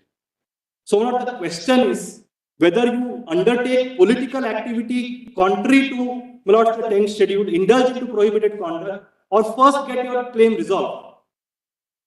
Any other interpretation would lead to 10th schedule being rendered unworkable. This can be demonstrated by a simple example. A legislative assembly has 40 members. Political party A, headed by Mr. X, has 5 MLAs. Party A forms a coalition government with Mr. X as the chief minister. Subsequently, 3 MLAs out of 5 claim that they are the real political party. The said 3 MLAs go to the governor along with the opposition parties to form the government. If the disqualification petitions are filed against those 3 MLAs, the petitions will have to be decided with reference to the state of affairs as it existed on the date of prohibited conduct. This is in line with Rana of relating back. Thus, the faction of 3 MLAs should first get their claim of being the real political party adjudicated and determined, and then take a political decision instead of putting the cart before the horse. This is the only interpretation which harmonizes the provisions of the 10th schedule and the symbols order. This interpretation will harmonize various competing interests and objects and ensure that the integrity of the political party is maintained, and at the same time giving individual MLAs or a group or a faction the opportunity to get the political leadership changed in a manner known to law.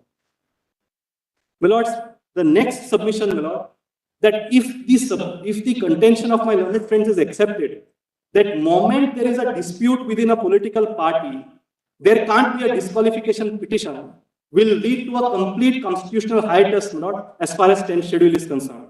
That, my lord, in paragraph 40, it is respectfully submitted that there cannot be any hiatus in the working of the constitution.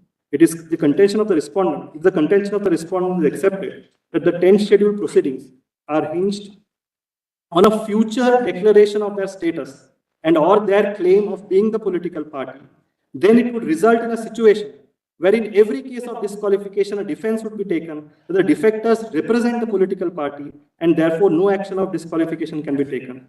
Taking the argument to its logical conclusion, it would only mean that till such claim of the defection defecting faction that they represent the political party is decided by a competent forum, the 10th scheduled proceedings cannot be proceeded with. This would result in a constitutional hiatus. Lord, then I have cited Supreme Court of Canada, my lord, that on constitutional interpretation, and also, my lord, your lordship's judgment in the Advocates on Record Association. Then, my lords, serial number 7. Lords, I respectfully submit that ultimately, my lord, your lordships will have to lay down the batting order, as my lord Justice Narasimha put it. Lords, that is paragraph serial number 7. It is imperative for this honorable court to lay down a constitutional sequence in order to harmonize the 10th schedule 179C as well as para 15. As is evident from the facts of the present case, the respondent MLAs, instead of first resolving their claim in a manner known to law, have resorted to prohibited conduct. The proceedings before the Election Commission were initiated only on 19 July, that is much after the disqualification petitions were filed on 23rd June 2022. Then paragraph 44 is the Lord's submission. Thus, it is imperative that this honorable court lays down this constitutional sequence and the legal permissibility of 3 distinct constitutional stroke statutory procedures, namely 1, proceeding of disqualification under the 10th schedule, that is 1. Second is 179C, my lord, which has already been argued, and then, my lords, paragraph 15 of the symbols order. It is respectful submission of the petitioners that the 10th schedule proceedings necessarily have a constitutional precedence over 2 and 3 above. Second, my lords, para 15 proceedings, which are based on the majority test, cannot be undertaken and proceeded with without final adjudication of the 10th schedule. And third is the Nabam Rebia, my lord's argument. Then last 2 submissions, my lord, are on the symbols order. And my lords, I have submitted that the reason is, my lord, that decision to the defense. That's not an issue which falls here. Yes, my lord. One of the questions which was referred to your lordships, my lord, in the reference order relates to the power of the Election Commission. Lord, the only defense which is taken, my lord. It's a separate. Yes, my lord. The reason is, my lord, the defense which is going to come, the lordships will probably hear, is that look here, we have now been adjudicated as the party. So therefore, the disqualification petition are anyway not maintainable because it is, my lords, given by a person who is not a political party. So, my lord, just 2 submissions on that. If your lordships have paragraph 47, my lord, I have submitted that as far as para 15 is concerned, it cannot be undertaken, my lord, without determination of the 10th schedule, which your lordships will examine in other matter. And last, my lords, paragraph 49 and 50 is that the decision of the Election Commission, my lord, is a declaration of status, that who is the political party pursuant to a split which has arisen. That can only have a prospective, my lord's, effect. It can't relate back. Kindly have, my lord's, paragraph 49. It is submitted that under paragraph 15 of the symbols order.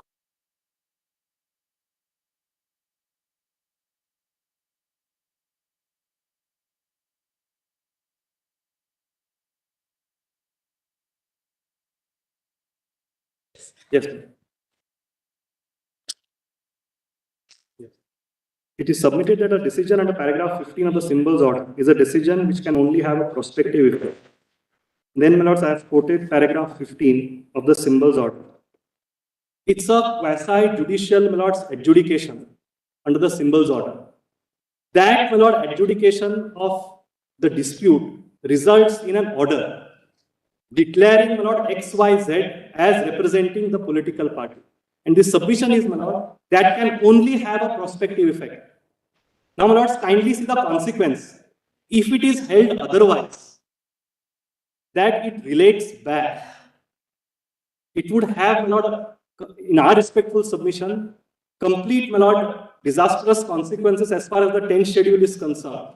Because when the decision comes, for instance, in this case, it has come in February, my lord. Petition moved in on 19th of July. And today to say that in view of this decision now, in February 2023, all the actions of prohibited conduct get effaced, my lord. would be to destroy the complete intent, letter and spirit, my lord, of the 10th schedule. Lords, all the other submissions and judgments are there. Thank you, Mr. I'm grateful for a very patient waiting. Grateful.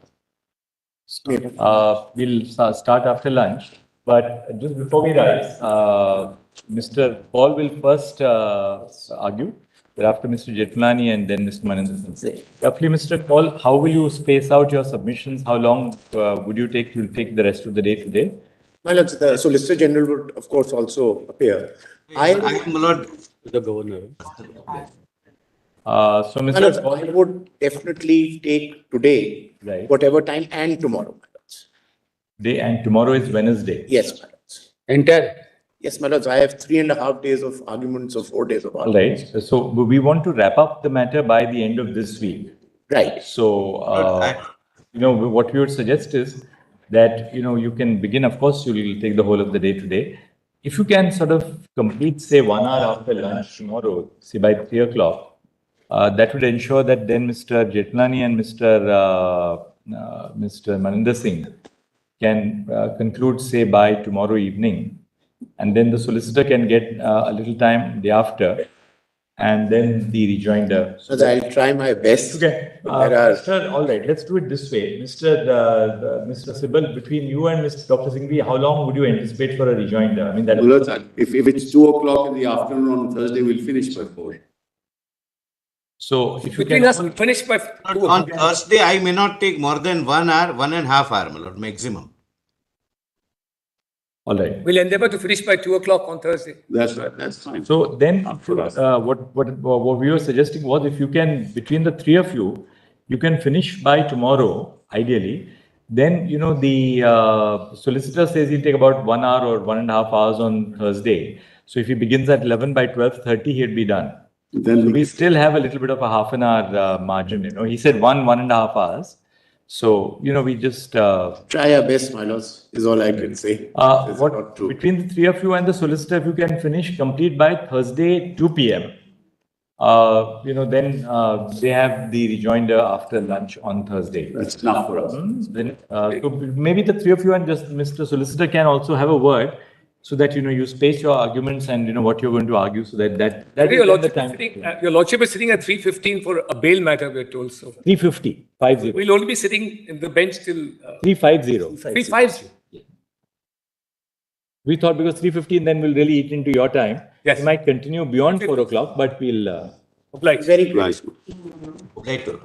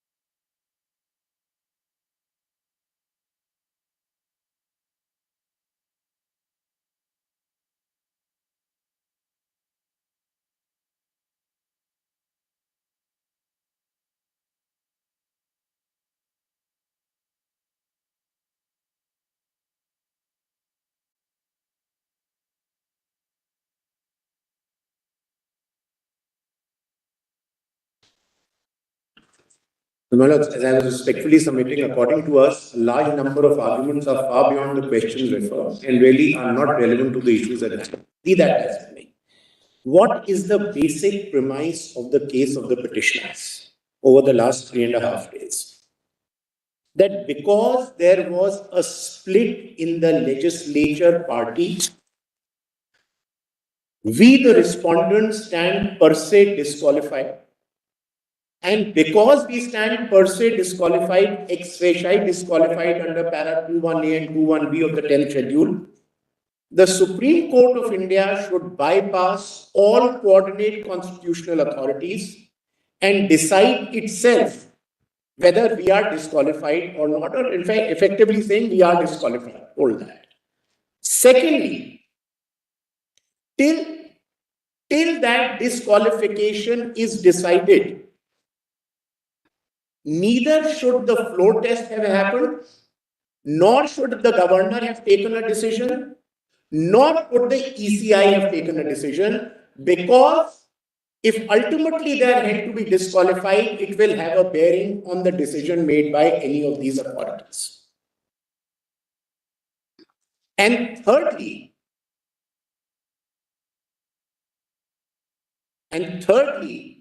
because it is your Lordship's order of 27th of June, 2022, which led to the toppling of a government. Only your Lordships can correct that wrong and restore status quo ante.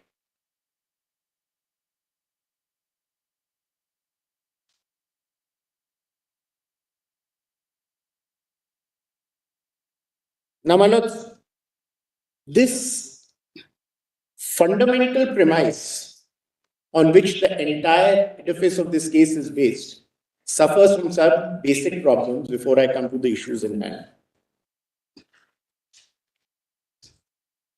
Your Lordships have time and again held that we will not act as the court of first instance, especially where coordinate constitutional authorities have been specifically vested under the Constitution with the requisite powers to decide an issue. There is also a presumption that we are per se disqualified, so you're the jury, you're the judge, you decided yourself without any constitutional authority till date, having given any finding on our disqualification. You've decided, you've presumed it so. But more importantly, my lords, and before I get into the issues, I want to touch the issue of governor. It is of some concern.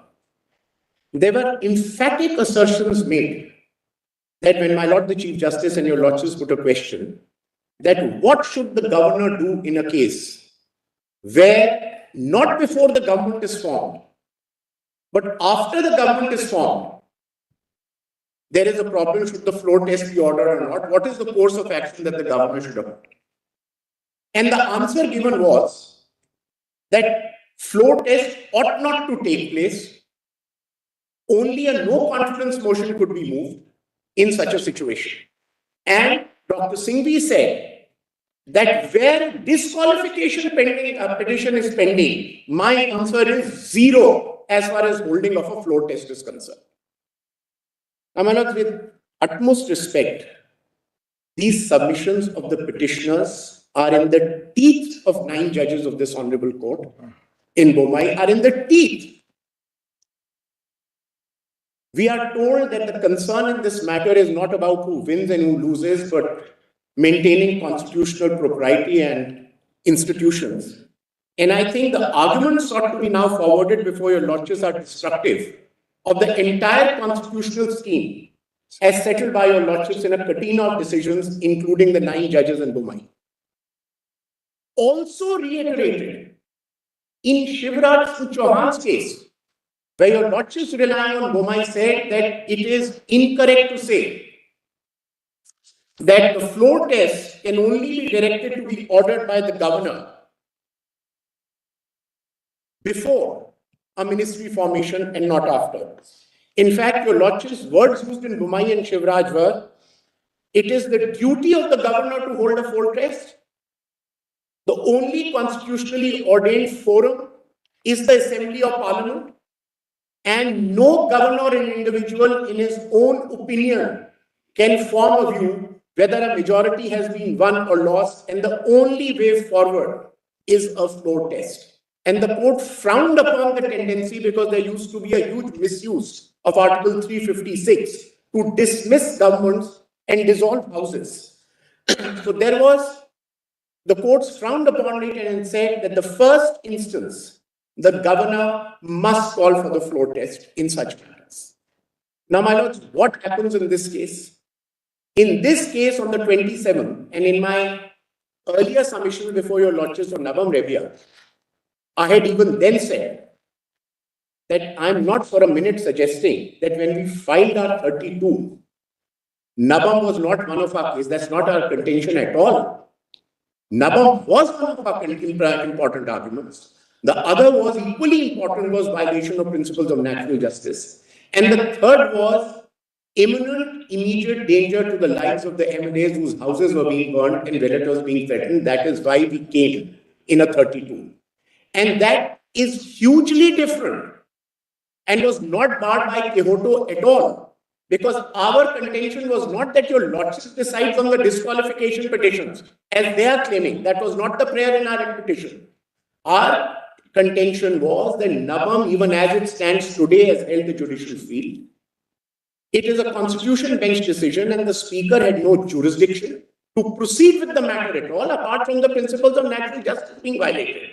The court, keeping all this in mind, only on the issue of natural justice on that day, extended the time, did not injunct the speaker, extended the time. Now, extension is interpreted to say because extension was granted till 12th of July, it effectively meant an injunction. I don't see how. If you violate a provision of the rules which says adequate notice should be given, the speaker doesn't give that notice, the Honorable Court says gives them more time. Now, after that, my lords, what does the governor do? The governor in his letter writes to say that 7 independent MLAs who were supporting a ministry have withdrawn support. The leader of the opposition has written to me to say that they have no confidence in the ministry. Within the ministry, a large section of the legislative party have moved a resolution saying that they do not support the MVA ministry and government. Given these facts, I think it prudent and call upon the then Chief Minister, Mr. Thackeray, to come and prove his majority on the floor of the House. Lords, I put a question to myself, what else is the speaker, the governor expected to do? Your lordship's words again in Gumai are, by whatever process or means.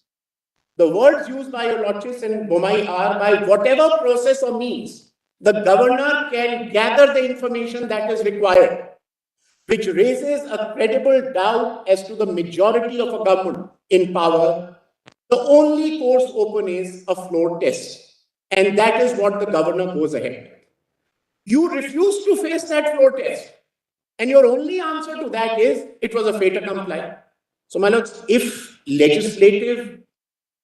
democracies which have to be tested on the floor of the House are going to be decided on, it's my fait accompli, so I won't go and face a floor test, and yet want to continue in government, is that acceptable? Is that constitutionally acceptable? The only mechanism known is a floor test, and you evade that. And then you cast aspersions on a constitutional authority to say, which in any case today is the norm, you can cast any aspersion on anyone you want to. And you say that the governor in question failed to discharge his duties, acted with bias in a malafide manner. Well, what was he expected to do? 7 independent MLAs say we have lost confidence. The leader of the opposition writes, 34 of the 55 MLAs pass a resolution saying we have no faith in the ministry any longer.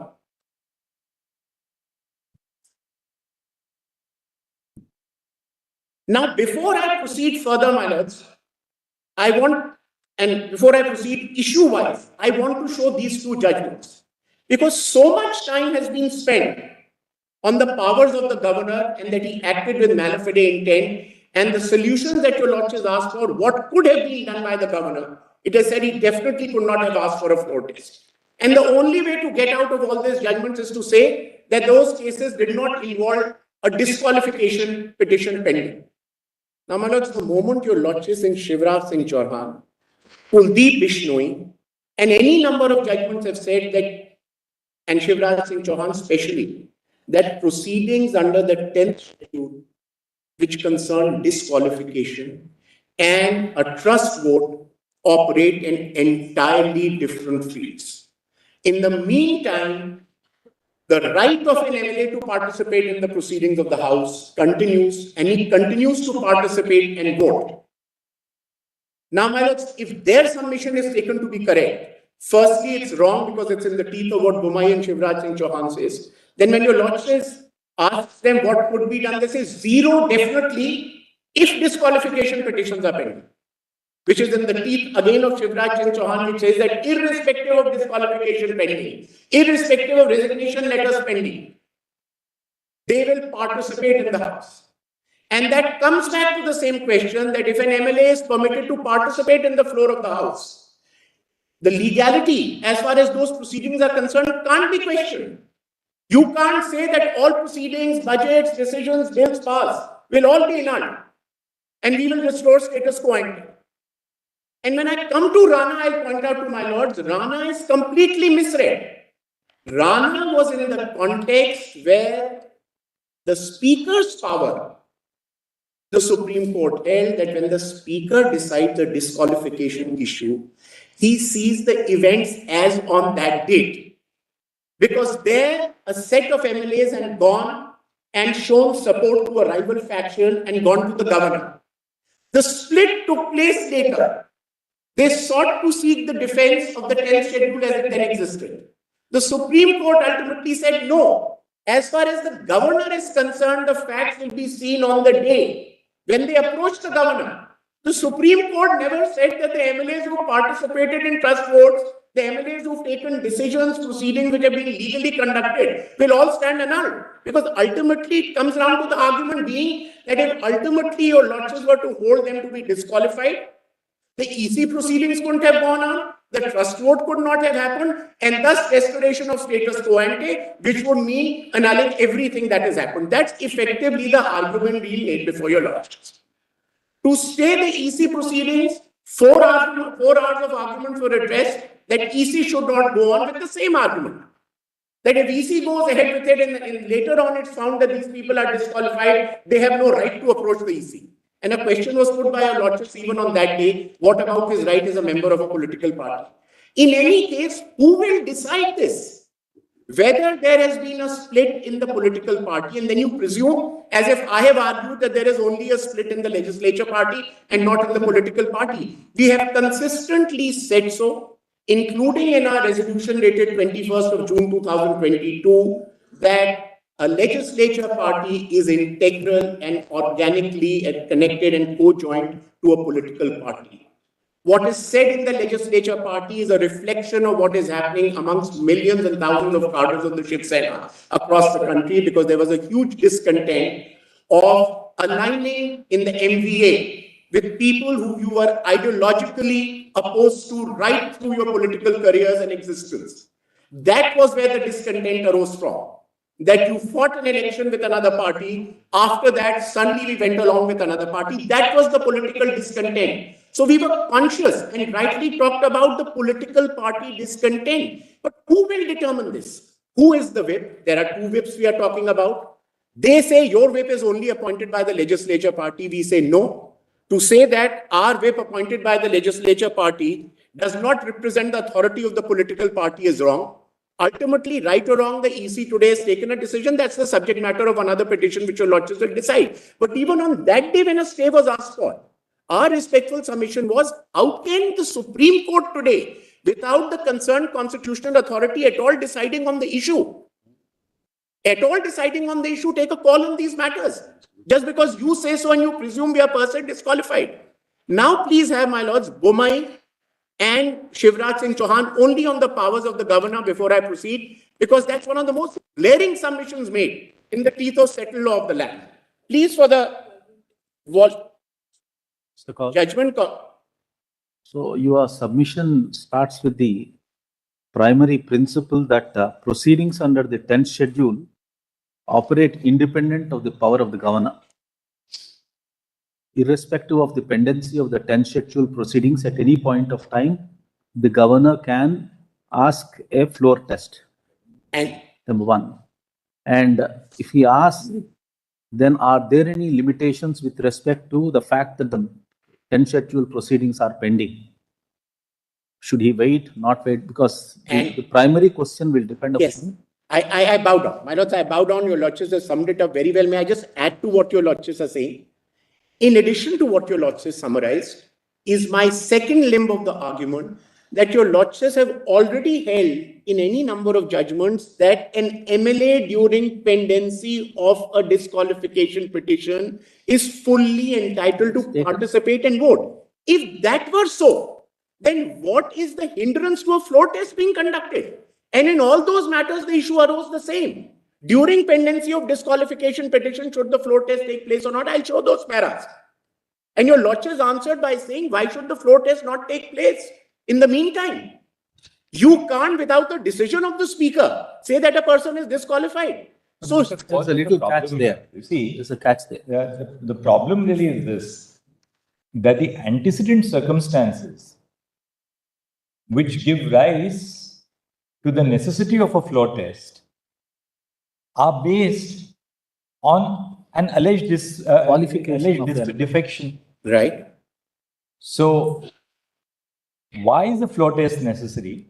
The need for a floor test arises because of the fact that a group of legislators may be disqualified as a result of their having formed a split from the party. This may or may not from, but yes. Within there's a rival the legislature party.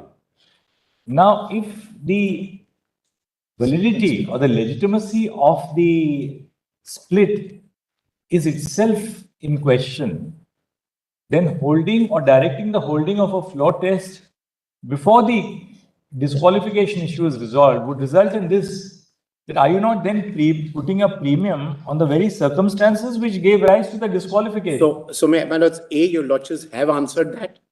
And I'll show those judgments where this very question arose.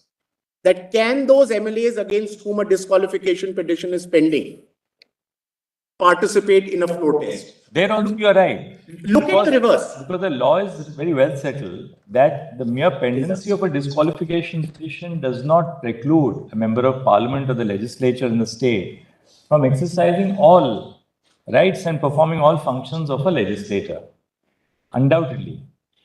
But equally, we have to be cognizant of a situation where the reason why he or she can exercise all the functions as a legislator is because the speaker has been not permitted to decide the disqualification issue. May I, with respect, say, my lords, as far as that is step one, the speaker is told to defer a decision on the disqualification issue. So the disqualification issue cannot be decided. Therefore, why can the legislature not be restrained from exercising all rights on the floor of the House? Because of the judicial edict that you shall not hear the disqualification until the 12th of July, step one.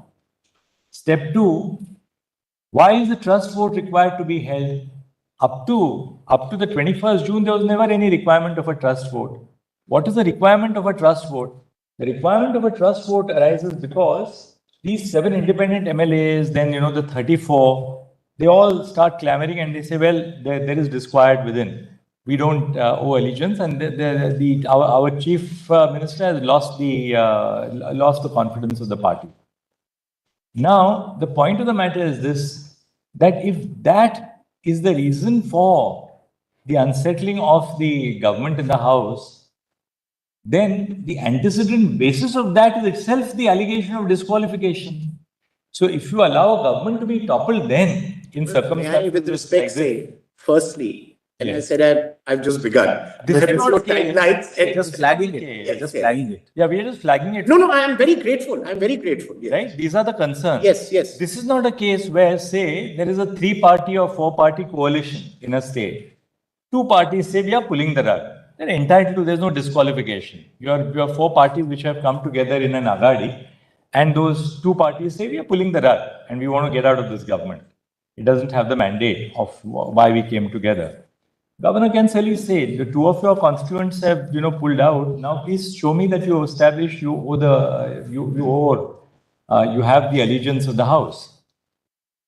Because there is no, the problem arises in cases like this, where the reason for the trust vote is so intrinsically related to the alleged disqualification itself. You're right. My judgment in Shivraj says that, well, these are two independent issues. But there is a also an intrinsic connection. So, my lords, let me call one another thing. In addition to this, what are their submissions? There is no difficulty that both are independent. Correct? There is no difficulty that both can go together simultaneously. But their submission is correct that if those persons who are to be against whom the disqualification proceedings are pending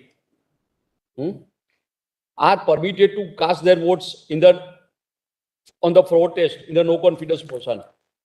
If ultimately after some time, correct, the speaker takes a decision and they are disqualified from day one, from the date of their conduct, correct, then what will happen to that? So their case is that it is better, correct, that the disqualification proceedings are initiated first. That is what their submission.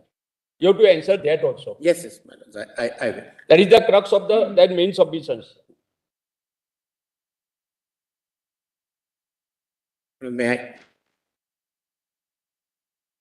Let's firstly. You can argue on this was only warm up. Yes, Let's start with Bomai. Yes, I thought let me start with that and I'll come. I'm conscious what my lord has said. I'm very grateful. I'll address those questions. Anything more than 5 in that sense is gospel for us, because we are bound by. Absolutely. Not only that, my lords, of course, your lordships are right there, but even I want to show 2 paras, even as far as Bomai is concerned, on how Shivraj deals with it. It's important for your lordships to see that. Fair enough. So we'll see Bomai and then. Yes, first please see Bomai and then see. Overarching principle. Yes, yes. Judgment.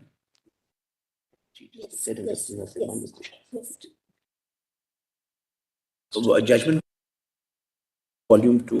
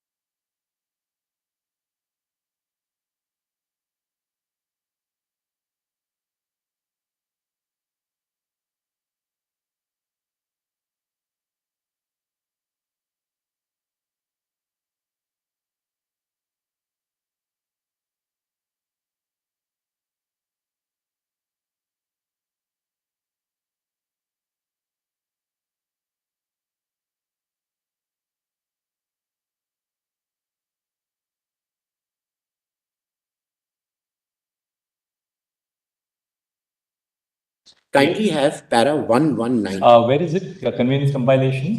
Volume 2, my lords. Okay. Judgment compilation, volume 2, PDF page 368. PDF page, as well. PDF page?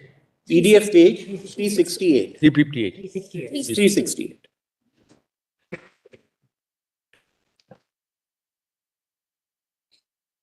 This is quite dismissal.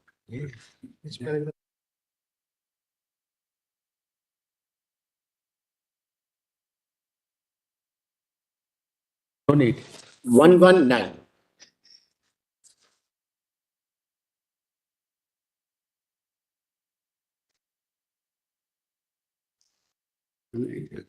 Savant.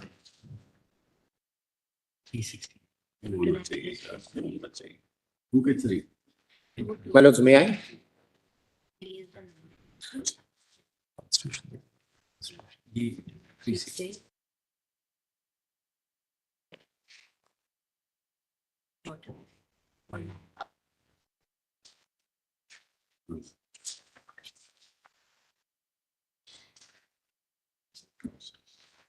Yes.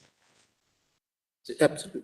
But in this connection, it is necessary to stress that in all cases where the support of the ministry is claimed to have been withdrawn by some legislators, the proper course for testing the strength of the ministry is holding the test on the floor of the House.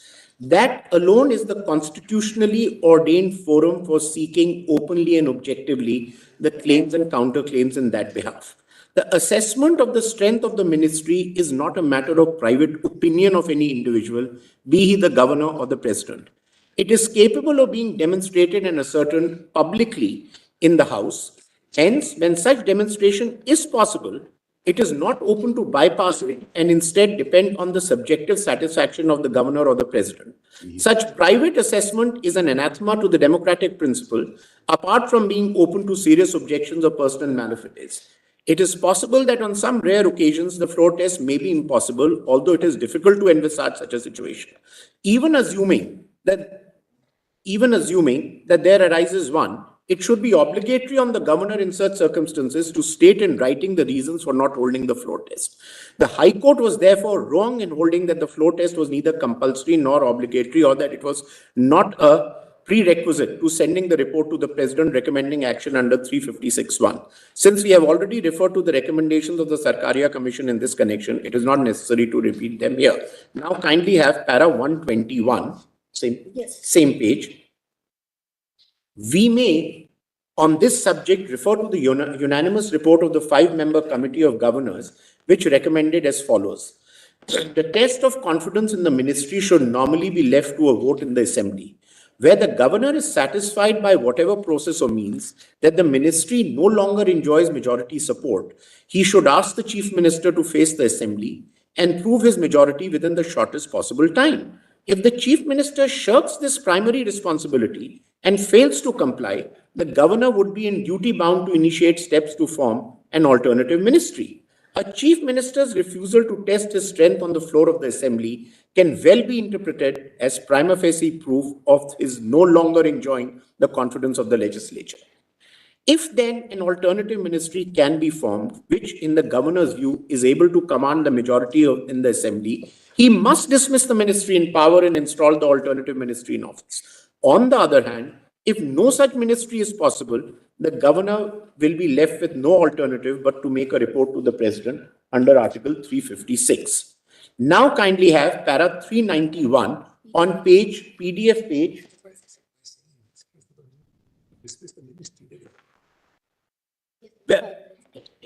PDF page 517. 391. 395. Yes.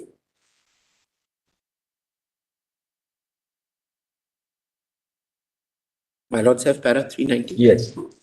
We must also say that the observations under point 7 is equally misplaced. It is true that action under Article 356 is taken on the basis of satisfaction of the Union Council of Ministers, but on that score, it cannot be said that legal malafidés of the governor is irrelevant. When the article speaks of the satisfaction being formed on the basis of the governor's report, the legal malafidés, if any, of the governor cannot be said to be irrelevant. The governor's report may not be conclusive, but its relevance is undeniable. Action under 356 can be based only and exclusively upon such report. Governor is a very high constitutional functionary. He is supposed to act fairly and honestly consistent with his oath. He is actually reporting against his own government. It is for this reason that the Article 356 places such implicit faith in his report. If, however, in a given case, his report is vitiated by legal malafidés, it is bound to vitiate the president's action as well. Regarding the other points made in the judgment of the High Court, we must say that the High Court went wrong in law in approving and upholding the governor's report in the action of the president under Article 356. The governor's report is vitiated by more than one assumption totally unsustainable in law. Constitution does not create an obligation that the political party forming the ministry should necessarily have a majority in the legislature. Minority governments are not unknown. What is necessary is that the government should enjoy the confidence of the House. This aspect does not appear to have been kept in mind by the governor. Secondly, and more importantly, whether the Council of Ministers has lost the confidence of the House is not a matter to be determined by the governor or, for that matter, anywhere else except the floor of the House. The principle of democracy underlying our constitution necessarily means that any such question should be decided on the floor of the House. The House is the place where democracy is in action. It is not for the governor to determine the said question on his own or on his own verification. This is not a matter within his subjective satisfaction. It is an objective fact capable of being established on the floor of the House. It is gratifying to note that Shri Narasimha, the former President of India, has affirmed this view in his Rajaji Memorial Lecture. And now kindly have para 395 on page 518. To read 393. Okay. 395. The High Court, in our opinion, erred in holding that the floor test is not obligatory. If only one keeps in mind the democratic principle underlying the Constitution and the fact that it is Legislative Assembly that represents the will of the people and not the governor, the position would be clear beyond any doubt. In this case, it may be remembered that the Council of Ministers not only decided on April 20th, 1989 to convene the Assembly on 27th of that very month, that is within 7 days, but also offered to prepone the Assembly if the Governor so desired. It pains us to note that the Governor did not choose to act upon the said offer. Indeed, it was his duty to summon the Assembly and call upon the Chief Minister to establish that he enjoyed the confidence of the House. Not only did he not do it, but when the Council of Ministers offered to do the same, he demurred and chose instead to submit the report to the President. In the circumstances, it cannot be said that the Governor's report contained or was based upon relevant material. There could be no question of the Governor making an assessment of his own. The loss of confidence of the House was an objective fact, which could have been demonstrated one way or the other on the floor of the House. In our opinion, wherever a doubt arises whether the Council of Ministers has lost the confidence of the House, the only way of testing it is on the floor of the House, except in an extraordinary situation where, because of all pervasive violence, the Governor comes to the conclusion and records the same in his report that for reasons mentioned by him, a free vote is not possible in the House. Now kindly have, my lords, Shivraj Chauhan, which follows this. Para 396 also there. Yes, my lord. I just give me a minute. Just give me 397 also. 396. We make it clear that what we have said above is confined to a situation where the incumbent Chief Minister is alleged to have lost the majority support or the confidence of the House. It is not relevant to a situation arising after a general election where the Governor has to invite leader of the party commanding the majority of the single largest group to form the government. We need express no opinion regarding such a situation. Now see para 397. Yes. We are equally of the opinion that the High Court was in error in holding that enactment addition of 10th schedule to the Constitution has not made any difference. The very object of the 10th schedule is to prevent and discourage floor crossing and defection, which at one time had assumed alarming personal predilections. A legislator elected on the ticket of a party is bound to support that party in case of a division or vote of confidence in the House, unless he is prepared to forego his membership of the House. The 10th schedule was designed precisely to counteract horse trading. Except in the case of a split, a legislature has to support his party willy-nilly. This is the difference between the position obtained prior to and after the 10th schedule. Prior to the said amendment, a legislature could shift his loyalty from one party to the other and any number of times without imperiling his membership of the House. It was if he had a property in the office. So here they say, actually, Bomai deals with a completely different situation. Bomai was a case where the Council of Ministers had offered to summon the House, the session of the Legislative Assembly within a period of 1 week. Governor says, so sorry, I'm convinced that you have lost the confidence of the House. Therefore, you send the report to the President under Article 356. There the court holds that this course was not open to the Governor.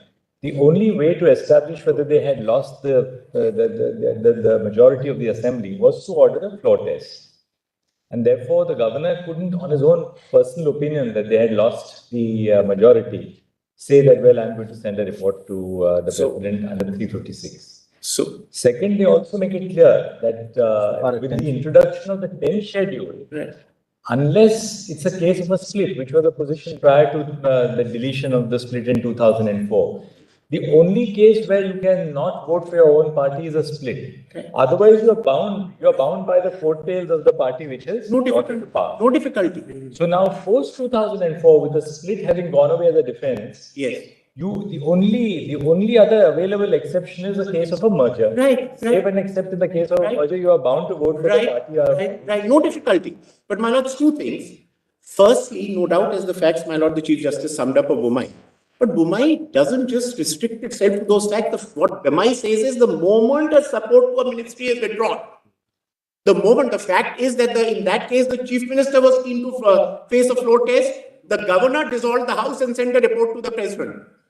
But what para 119 says is the moment a support to a ministry is withdrawn, the only option left to the governor is to conduct a floor test. You know, if we accept this extreme proposition, very radical results will result.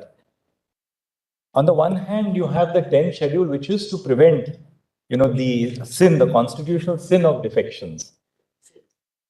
On the one hand, you say that, well, somebody who defects or causes a split is liable to a disqualification.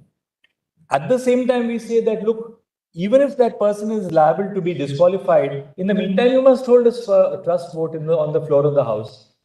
That is why, if the antecedent reason for a floor test is based on a violation of the prescription in the 10th schedule, then holding a floor test at that stage will defeat the whole basis and purpose of the 10th schedule then. No, my lords, may I with respect say, when your lordship firstly... And you are legitimizing then a defection which is otherwise not permissible under the 10th schedule. That's what is happening actually. Firstly, our case is not a case of a split at all. I am not relying on any defense at all. I am neither relying on 3, which in any case does not exist, or on merger. That's not been my case. I've right through argued that we are talking about a rival faction within the party, which is dissent and a sense of democracy within a party, and we claim that we are the Shiv Sena.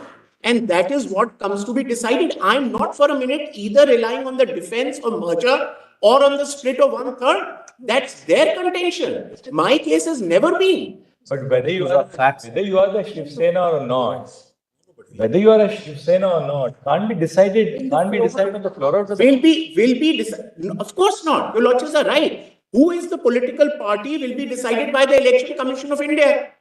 And that power is vested in the ECI. And your lordships, in judgment after judgment from Sadiq Ali downward, that said that the exclusive jurisdiction, and there's a presumption of validity as far as decisions of the ECI are concerned. I come to those decisions. On the 30th of June, there was no decision of the ECI. No, my lords. On 30th, there was no decision of the ECI for the simple reason that if the decision will come when someone raises that issue, it will only be when a party approaches the ECI.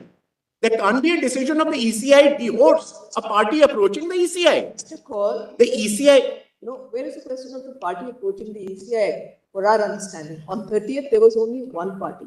You were part of the party? Yes. Whether there was a faction within or without, you contested the election on the strength of a ticket given by the party, which was the original party. Then, and I still say I'm the original party. They are the overwhelming minority. To say you are, as we understand, to show it within the party.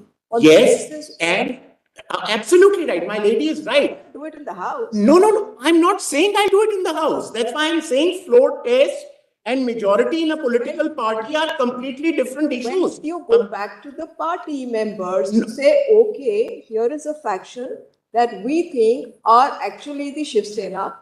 So we are going to the party, as in not just the organization, but each one who counts in the party, that makes the party to say, now we are. So let me answer that. One is, which is the rival faction within the party who should be recognized as the party under the symbols order. That's what the symbol order provides for. That can only be decided by the Election Commission and no one else. Who represents the party and is the recognized, which faction is the recognized political party? That's one part. In the meantime, a ministry which has lost the confidence of the House cannot continue is a completely different issue for which the floor test is meant. I'm not going for a floor test in this matter to show that I'm the majority in the Shiv Sena political party. That has never been my case. Has never been my case at all.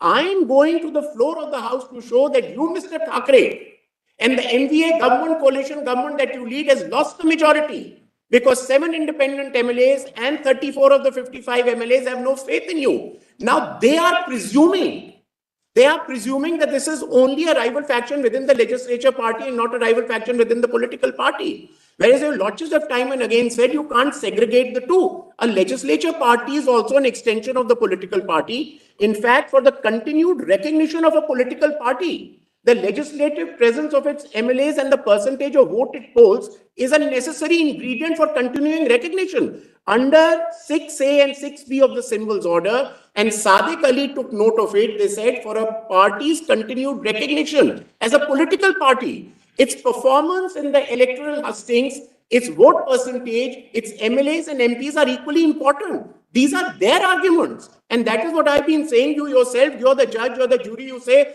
per se disqualified, there was a split only in the legislature party, and thus nothing else needs to be done. My whole case has been, it's a case of internal dissent. We are the faction which represents the Shiv Sena. That issue can only be decided by the election commission, where your lordships refused to stay those proceedings. The same argument was made. As far as the floor test is concerned, it is only restricted to the issue whether the chief minister or the ministry has the confidence of the house or not. And what does the governor do? The governor says, comes and face a floor test and you resign.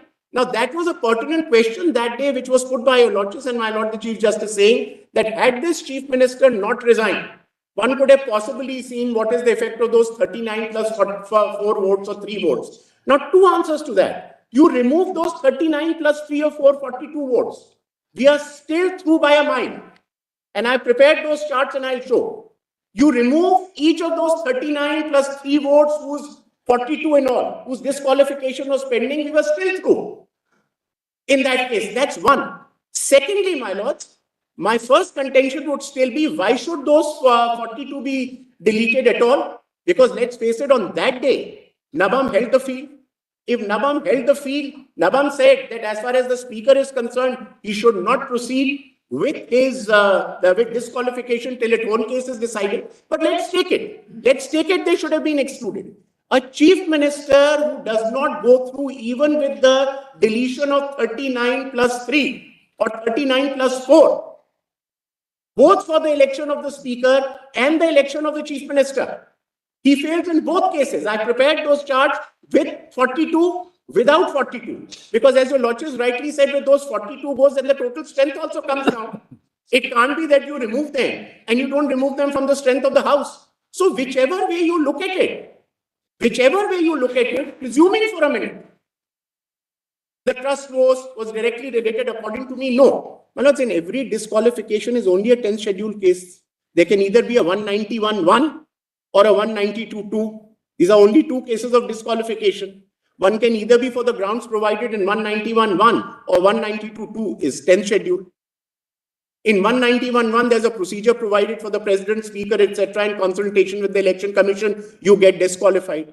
Under 191-2, when it comes to that, that's where the 10th schedule is kicked in. Now, all those judgments that your lordships have dealt with are all cases that if a disqualification is pending, the trust vote will still go through. In each of those cases, it could have been argued that if this disqualification petition had been decided, the trust vote would have been differently affected. It could have been the same argument in every case. Bommai lays down a normative principle that floor test is the actual test. Yes. It hasn't really taken into account the sequence in which the power of the governor has to be exercised in the case of defections. Bommai, therefore, it goes only that far. In its application, in the subsequent judgment of Shivraj Singh Chauhan, has the court given an exposition of how Bommai operates in the context of Shivraj Singh Chauhan? So should I go to that, Manu? Because yes, I wanted to. I wanted to actually go to. Because it just flags it here in Bommai and 396 and 397. And it says that the situation that would arise so far as the principle of Bommai is concerned in the context of 10th schedule stands on a slightly different footing.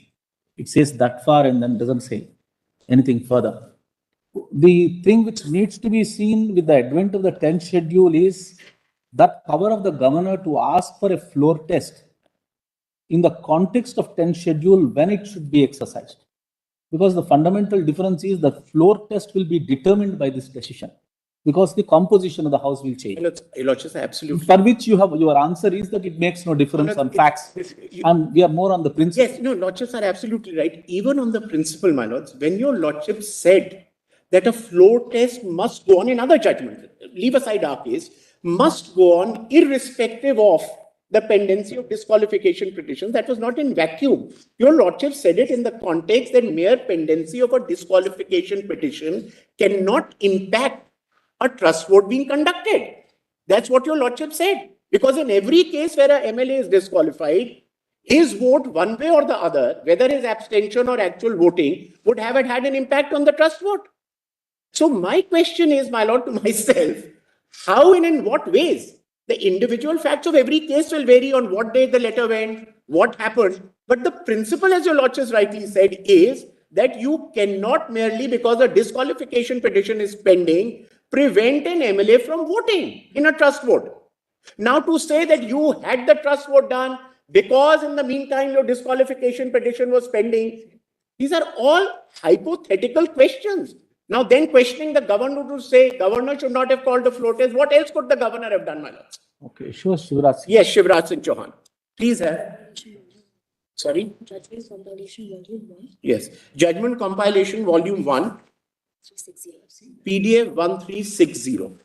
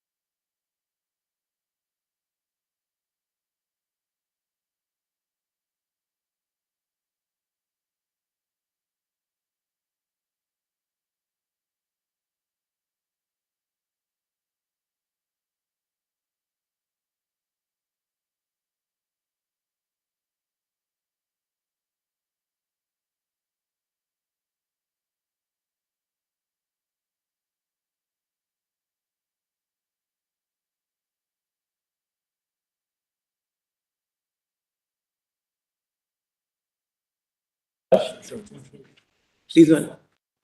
I know. My lord.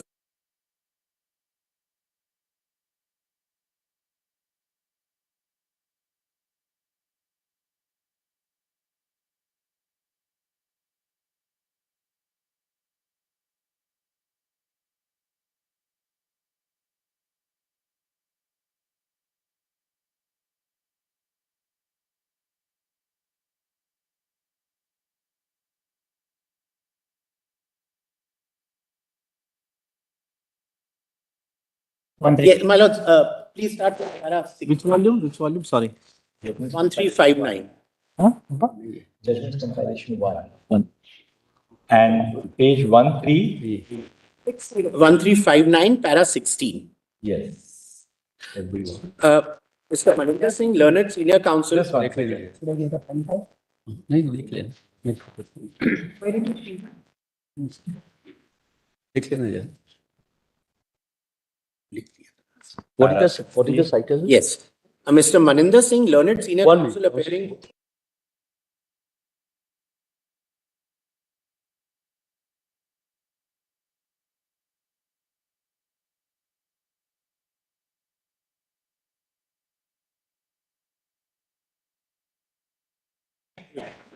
Yes. Mr. Maninder Singh, learned senior counsel, appeared in an application for impleadment moved on behalf of 16 members who had tendered their resignation to the Speaker, but whose resignations have not been accepted. On their behalf, Mr. Singh submitted that an elected member of a legislative assembly has an absolute right to resign by virtue of provisions of Article 190 of the Constitution. The Speaker of the Madhya Pradesh Legislative Assembly accepted the resignations tendered by 6 members who are part of the same group of 22 members within the span of 1 day, and in doing so has chosen not to make any inquiry in regard to the remaining 16 letters of resignation. Resignations and disqualifications are distinct concepts. The exercise of judicial review in regard to advice tendered by the Governor to the Chief Minister to convene a trust vote is not warranted.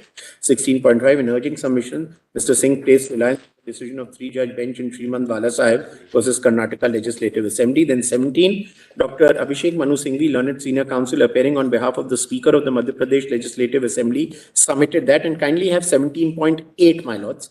The precedents of this court in regard to convening of a trust vote have arisen in the context of fresh elections held to the legislature and not in the context of a running assembly. This was the same contention raised there. Now kindly have para 60, 65 and 66. You are right, same contention. 65 and 66. PDF page 1380. 383. 1380, my lords, para 65. My lord, the Chief Justice has para Yes. 65. In analyzing the observations made by the 9-judge bench in SR Bomai, it is pertinent to remember that the governor in that case did not call for a floor test. Rather, the governor of Karnataka sent a report to the president based on which the proclamation was issued under Article 356. The observation in SR Bomai can be relied on in determining whether the governor possesses the power to call for a floor test. Discerning the subsequent question of when the exercise of such power is appropriate is a distinct issue. On a perusal of the above observations in SR Bomai, it is evident that whether or not the Council of Ministers has lost the confidence of the House must be determined only on the floor of the House and not by the governor conducting an independent verification. Where the governor has reasons to believe that the incumbent government does not possess the support of the majority in the Legislative Assembly, the correct course of action would be for the governor to call upon the Chief Minister to face the Assembly and to establish the majority of the incumbent government within the shortest possible time. An exception to the invariable rule of testing whether the government has the Assembly's confidence on the floor of the House is envisaged only in extraordinary situations where, because of existence of all-pervasive violence, a free vote is not possible in the House. Then 66. As a matter of constitutional law, it would not be correct to proceed on the basis that constitutional authority entrusted to the governor to require the Council of Ministers to prove their majority on the floor of the House can only be exercised at the very first inception after general elections are held, and not when the governor has objective reasons to believe that the incumbent government does not command the confidence of the House. The governor is not denuded of the power to order a floor test, where on the basis of the material available to the governor, it becomes evident that the issue as to whether the government commands the confidence of the House requires to be assessed on the basis of a floor test. Undoubtedly, the purpose of entrusting such a function to the governor is not to destabilize an existing government. When the satisfaction on the basis of which governor has ordered a floor test is called into question, the decision of the governor is not immune from judicial review. The court would be justified in scrutinizing whether the governor prima facie had relevant and germane material to order a floor test to be conducted. It must be noted that the governor does not decide whether the incumbent government commands the confidence of the House. The purpose of holding a floor test in the Legislative Assembly is precisely to enable the elected representatives to determine whether the Council of Ministers commands the confidence of the House that verification is not conducted by the governor. The decision in SR Bomai, in fact, held that recourse to the power under 356 was not warranted in a situation where the issue of confidence could yet be decided on the floor of the House by calling for a trust vote.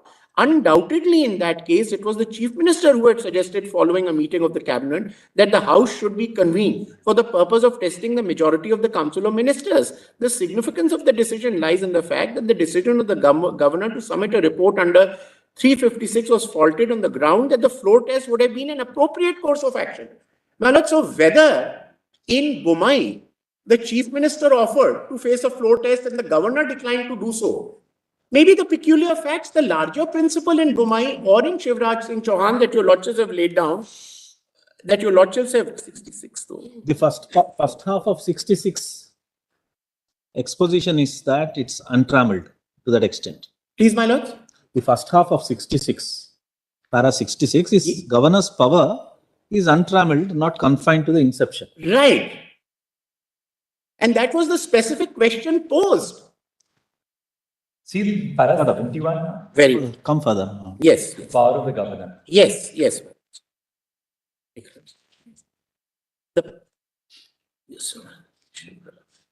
Yes. The powers which are entrusted to constitutional functionaries are not beyond the pale of judicial review.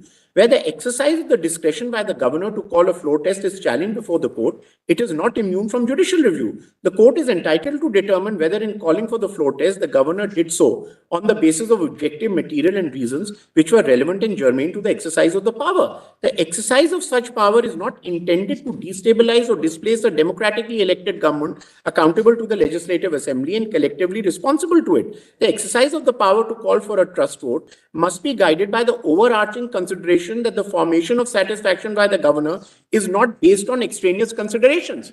So, my lords, please read this with the observations in Bumai that no independent view of any person, including the governor, at the end of the day, he must take recourse to a floor test because these are not his individual opinions. His individual opinions are only meant that prima facie it appears that the majority has been lost by the ministry in power. And after that, how does he determine it? The court says you can't determine it on your own and say you've lost majority, thus I'm dissolving the house.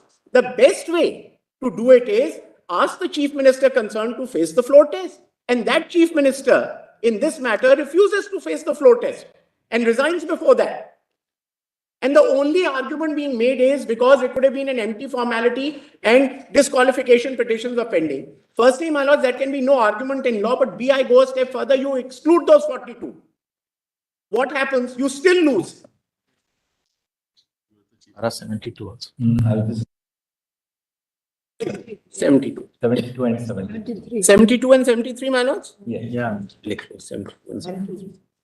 While the Constitution recognizes that the governor does not possess a power... While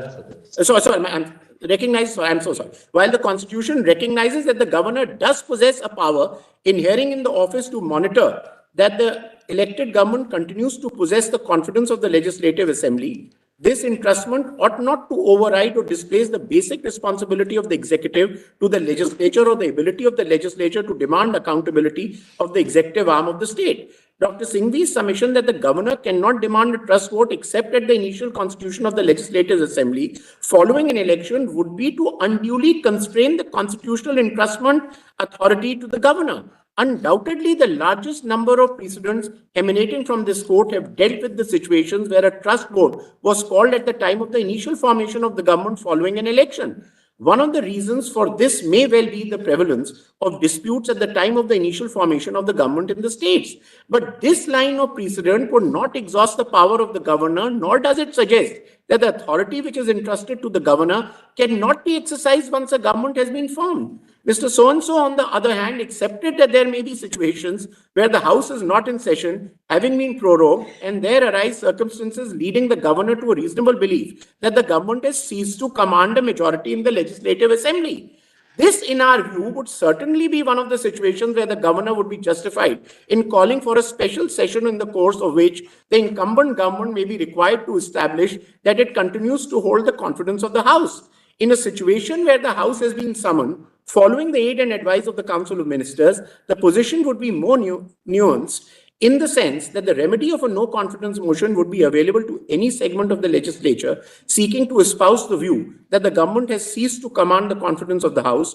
In exercising the constitutional authority to demand a trust vote, the governor must do so with circumspection in a manner that ensures the authority of the House to determine the existence or loss of confidence in the government is not undermined. Absent exigent and compelling circumstances, there is no reason for the governor to prevent ordinary legislative process of a no-confidence motion from running its due course.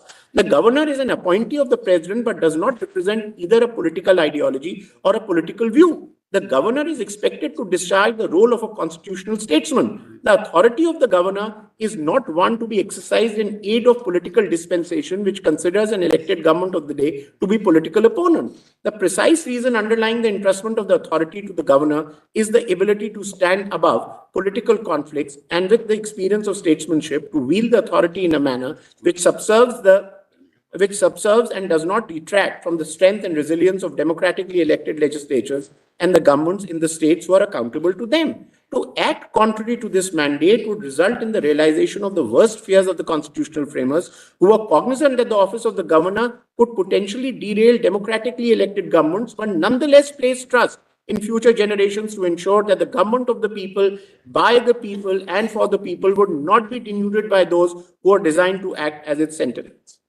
Era 74 also, first 4 lines. In discharging this crucial role, it is necessary that the governor bear in mind that the purpose underlying the entrustment of the authority to require a trust vote is not to displace duly elected governments, but to intervene with caution when the circumstances which are drawn to the attention of the governor indicate a loss of majority. And that is exactly what the governor did in this case. 7 independent MLAs write to him to say we are withdrawing support. The leader of the opposition writes, 34 of the 55 MLAs, now of course 40, say that within the party, that's why I know this whole thing of split, merger, that's never our case, that's their case. To say that since there is no merger, since clause para 3 is not available, you have per se incurred the disqualification. And our case right through has been that whether we represent the political party, the Shiv Sena is the recognized political party, or you do, is a matter which the Election Commission will decide.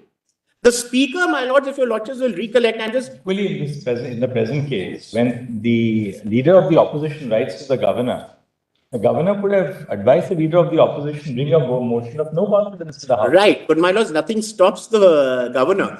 Today, we are testing the bona fides of a decision. My lords, to say that the governor opted for one option instead of the opposition cannot duck the responsibility of summoning or placing a motion of no confidence by getting the governor to direct the convening of a trust. My lords, may I with respect say the leader of the opposition did not get the governor to do anything. The leader of the opposition brought it to the notice of the governor. 7 independent MLAs also brought it to the notice of the governor. 34 MLAs within the party wrote to the governor to say that we will not support this ministry. And the governor, in exercise of his discretion, after applying his mind, satisfying himself that the conditions accepted, followed Bumai, followed Shivraj Singh Chauhan to say that the best course of action available would be a floor test. Now, if your lordships in a 9 judges and Shivraj Singh Chauhan have said that that is the first course, you must follow that.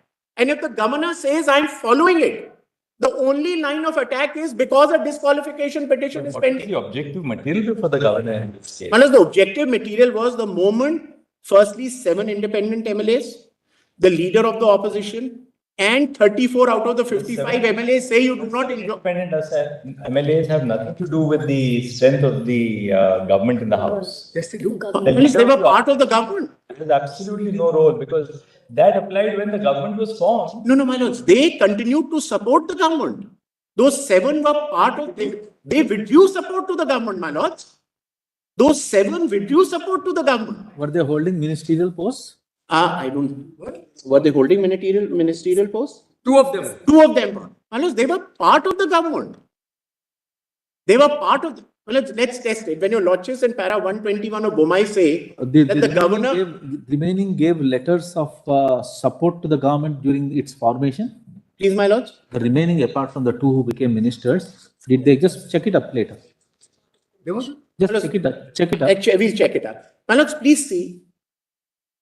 MLAs who are part of the government say we are withdrawing support. The leader of the opposition says he has lost support. 34 of the 55 ruling party MLAs say that we represent the real Shiv Sena. We have no faith in this coalition continuing. What is wrong?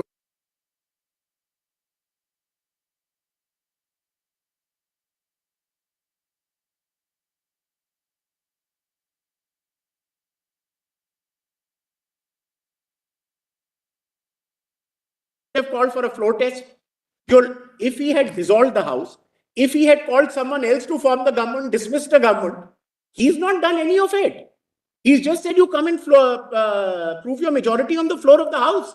Their entire argument is that because a disqualification is pending, test that proposition, my lords. According to us, because we passed a resolution, they gave a disqualification notice to us. That's our case. Reverse the proposition. Suppose you want to defeat any bill, any decision on the floor of the House, the easiest thing is give disqualification notices to parties. Now, in this context, if you see para 75 of Shivraj Singh, yes, by the court there held that there was objective material before the governor. That's the kind of, just see that para 75 and 76 in the present case. So we then get some flavor of what is the circumstance in which the governor can call for a protest. Just see that para 75. Yes, my lord. May I have your lordship's permission, Harry? In the present case, the facts which have come on record indicate that the budget session of the Legislative Assembly had been convened on the aid and advice of the Council of Ministers to commence from 16/3/2020. The governor was intimated that 22 members owing allegiance to the INC has tendered their resignation to the Speaker of the Assembly. Copies of the resignation letters were forwarded to the governor. At this stage, the validity of these resignations had not been discerned and no decision had been made by the Speaker as to whether the resignations were voluntary or genuine. The Chief Minister subsequently tendered the advice to the governor for the removal of the 6 ministers who were ministers in the state government. On 13/3/2020, the Speaker of the Legislative Assembly issued notices of disqualification. However, on 14/3/2020, resignations of 6 members who were ministers of incumbent government were accepted by the Speaker, acting in exercise of the constitutional authority under the proviso to Article 193B. The Chief Minister, adverting to the turmoil in the state, addressed a communication to the Governor, 13/3/20, stating that the convening of the floor test would be a sure basis for resolving the conundrum. This is a strong indication that the Chief Minister himself was of the opinion that the situation in the state had cast his government's majority in doubt.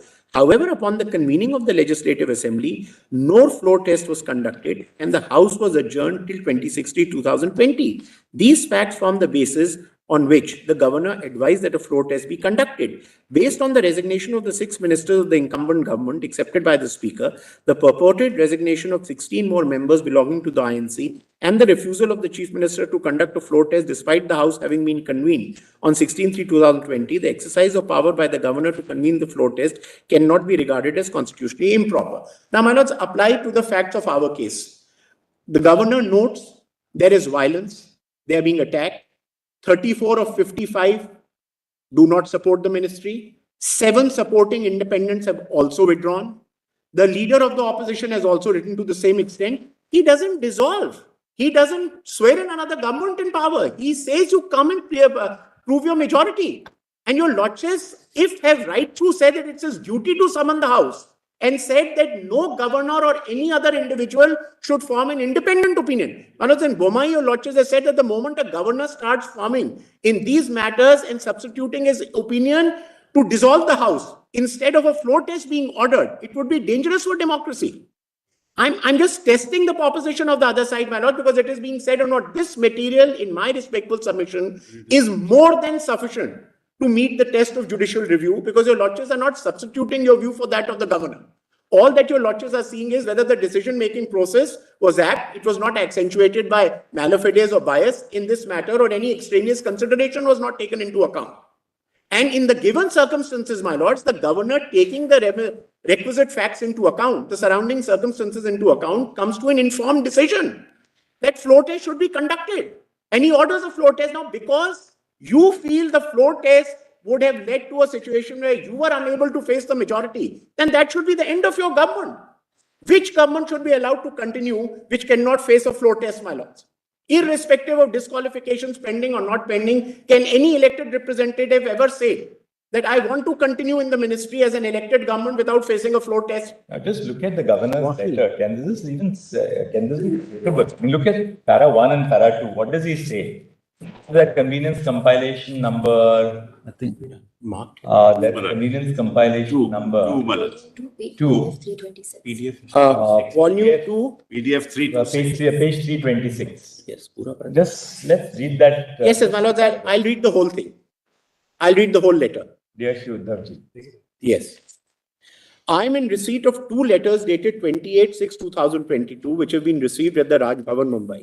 The first letter has been given by 7 independent MLAs stating that you have lost the majority on the floor of the Vidhan Sabha and requesting me to call for a special session of the Maharashtra Legislative Assembly and to direct you to prove your majority on the floor of the House. A similar letter dated so-and-so has been received from the leader of the opposition stating that you have lost the majority in the Maharashtra Legislative Assembly and a floor test for proving your majority in the Vidhan Sabha is urgently required. I'm in receipt of a resolution dated 21/6/2022 signed by 34 members of Shiv Sena Legislative Party stating that there is enormous discontent within the Shiv Sena cadre and the electorate on account of the alliance of the NCP and INC. The resolution clearly indicates that the majority members of Shiv Sena Legislature Party want to exit the alliance with NCP and INC, and to that end, they have reaffirmed the appointment of the leader of the Shiv Sena Legislature Party.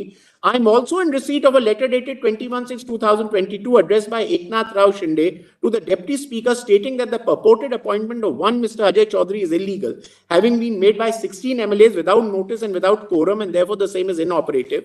A letter dated 25/6/2022 was also received by me, whereby 38 members of the Shiv Sena Legislature Party have alleged that the security provided by the state government to them and their family members have been illegally withdrawn. It is stated in the letter that various leaders of the state government are instigating the cadre to initiate violence against 38 MLAs, as a result of which the offices of some of these MLAs are vandalized.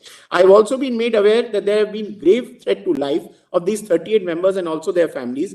I have seen the developments through electronic and print media very closely, which substantiate the above facts. The apprehension of the MLAs is also fortified by the letter of the leader of the opposition, who has in fact provided links to videos where Mr. Sanjay Raut has openly stated that dead bodies of the MLAs will come to Mumbai and will be sent for post-mortem. Mr. Sanjay Raut in an interview given to the national TV has also said that ongoing violence is not even a trailer but is just the warming up. Certain news articles reporting open and rather disturbing threats to 39 MLAs of Shiv Sena have also been enclosed with the letter issued by the leader of the opposition. In response to the aforesaid letter dated 25/6/2022 received by me on behalf of MLAs of the Shiv Sena, I had wide communication dated 25/6/22 directed 1. The Home Secretary, Ministry of Home Affairs, Government of India; 2. The Chief Secretary to the Government of Maharashtra; and 3. The Additional Chief Secretary, Home Department, Government of Maharashtra, Director General of Police, Maharashtra State, and the Commissioner of Police, Mumbai, to provide adequate police protection to the MLAs and their families on the immediate basis. It is thus clear that a majority of Shiv Sena MLAs have given a clear indication on behalf of the Shiv Sena Legislature Party that they intend to exit from the Maharashtra Vikas Agadi government, and that you have been made aware of the same and that you are trying to win over your MLAs and cadre by means which are not democratic. I am therefore confident that you and your government had lost the trust of the House and the government is in minority. The Honorable Supreme Court of India in a range of decisions has time and again held that the governor possesses a power to monitor that the elected government continues to enjoy the confidence of the Legislative Assembly. It is therefore within my power and discretion to call for special session of the Maharashtra Legislative Assembly and direct a floor test to ascertain as to whether you enjoy the confidence of the majority in the House. My discretion is guided by the aforesaid facts. Please refer to Shivraj Singh Chauhan versus Speaker, Madhya Pradesh Legislative Assembly. Further, with a view to obviate any undemocratic method being employed, such as violence, illegitimate and unseemly political bargaining and horse trading in a quest for political power, the Honorable Supreme Court of India has consistently insisted upon convening a trust vote at the earliest date. In the aforesaid case of Shivraj Singh Chauhan, the Honorable Supreme Court has held that a trust vote in the ultimate analysis is to uphold the political accountability of the elected government. Some of the other judgments of the Honorable Supreme Court of India, which require the immediate holding of the poll test, are so and so. As per the judgment of Shivraj Singh Chauhan, where the circumstances of violence and coercion exist that would undermine a free and fair vote in the assembly, the governor must take measures to ensure that the sanctity of the trust vote is maintained. In the present case, use of undemocratic means such as violence and coercion to influence the vote cannot be ruled out. The Maharashtra Legislative Assembly rules contemplate voting by a division by asking members to rise in their seats for the purpose of counting the votes. Such procedure for voting would, according to me, ensure that the members are allowed a free and fair vote in the present case. This is in line with a series of judgments delivered by the Honorable Supreme Court. Therefore, in keeping with the constitutional and democratic values and principles, as also the law laid down by Honorable Supreme Court of India and in pursuance of the powers conferred by Article 174, read with 175(2) of the Constitution, I hereby issue the following direction.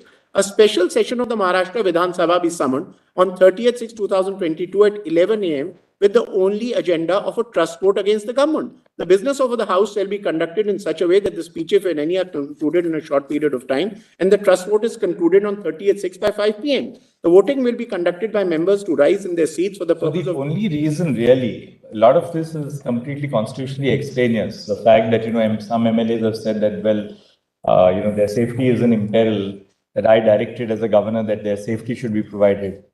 This has nothing to do on whether the government should be asked to face a trust vote. The only point which he says really is these 2 points. One, 7 MLAs have said that they don't owe allegiance to the government, and more important, the 34 MLAs have indicated that they want Shiv Sena to exit from the alliance with INC and the Maharashtra Vikas. And not from the party, but from the coalition government. Manoj, the resolution of 21/6/2022, as also this letter categorically says that there is a huge discontent within the party. All what happens is that, once governors start this process of, intervening in a sitting house, that only sort of gives... Manoj, may I with respect say, why not ask whoever wants to move a no confidence motion? Manoj, may I with respect, my lords, your lordships have said... Why should a government which has been formed and in respect of which there was absolutely no disquiet just a month earlier, be asked to suddenly face a trust vote? Manoj, may I with respect say... On the basis of these... For a government to lose a majority, there cannot be a cutoff date. That event in politics can occur at any time. Whether it enjoyed majority a month earlier or it loses majority a month later, with utmost humility I submit, is inconsequential. What is important is on the date when the governor applies his mind, was there a representation by the requisite number of members of the Legislative Assembly to say that we no longer have any faith in this government? Consciously on 21st of June 2022, 34 or 35 MLAs wrote to show that there is a huge discontent and discord within the party of an MVA alliance continuing. They don't say we are merging with someone else or we are splitting. They say within the party, and we do not want this government to continue. 7 independent MLAs who are part of the government, right? Now, my lords, I put a question to myself when from 9 judges to Shivraj Chauhan, your lordships has said the first duty is to summon the House. Why should that governor ask anyone to move a vote of no confidence? When your lordships have guided the governor time and again in various situations to say that the first right you must exercise as a constitutional authority is to summon the House and call for a floor test and ask the Chief Minister to prove his majority. Why should that governor exercise in discretion and say that no, because 1 month earlier there was no disquiet, today a vote of no confidence should be moved and not a floor test? And ultimately, as I respectfully submitted, your lordships are not sitting as a court of appeal. Even if your lordships feel that another course of action may have been a more appropriate course of action, the fact is, as long as what the governor does is within the constitutional principles as laid down in Bhuai and Shivraj Singh Chauhan, that is good enough. Now, for a minute, leave this aside, what fell from my lords, the violence, what was happening to MLAs, exclude that. What is required is the essential ingredient for a floor test. The need for a floor test arises when there is a representation that the concerned chief minister or government has lost the confidence of the House. Now, as far as the confidence of the House is concerned, what material will the government look at? The governor look at? The governor will naturally look at the representations of various MLAs in the assembly to say that they are no longer supporting. What other material can he look at? And that is why, my lords, your lordships. The head of the political party had not informed the governor that we are withdrawing from the alliance. No, my lords. The alliance still continued between the 3 parties. There was no intimation by the head of the political party. Who was also the chief minister. He had not intimated the government. He had not intimated. We are withdrawing from this alliance. My lords, he need not. But if 34 out of 55 write to him to say, Manas, again, as I am saying, he's not dealing with 10th schedule. That's a separate argument I'll come to. He is dealing with 34 out of the 55 MLAs writing to him to say, we have no faith in this government, in this chief minister. 7 independent MLAs who are part of the government say, we have no faith in this government. Leave aside the leader of the opposition for a minute. Now, my lords, when a governor takes a decision to conduct a floor test, what is the most important consideration in his mind? The most important consideration it is... Mr. Call, read para 78 of the judgment. My lords, of Shivraj Singh Chauhan. Just give me a moment. Apropos what you are saying. 78. The idea underlying the trust, my Lord the Chief Justice has that. Yeah. The idea underlying the trust vote in the ultimate analysis is to uphold the political accountability of the elected government to the state legislature. Assertion of accountability is a mirror image of the collective responsibility of the government to the legislature. The requirement of the trust vote fulfills that purpose in the present case. The present controversy has shone a light on the often fluid allegiances of democratically elected representatives. This is a matter for their conscience, and the court expresses no opinion on the matter. However, it is important to note that in directing a trust vote, the governor does not favor a particular political party. It is inevitable that the specific timing of a trust vote may tilt the balance towards the party possessing a majority at the time of the trust vote is directed. All political parties are equally at risk of losing the support of their elected legislators, just as the legislators are at the risk of losing the vote of the electorate. This is how the system of parliamentary governance operates, and the learned senior counsel on both the sides of the disputes congenially admitted that the outcome of the trust vote is the ultimate litmus test for the legitimacy to govern.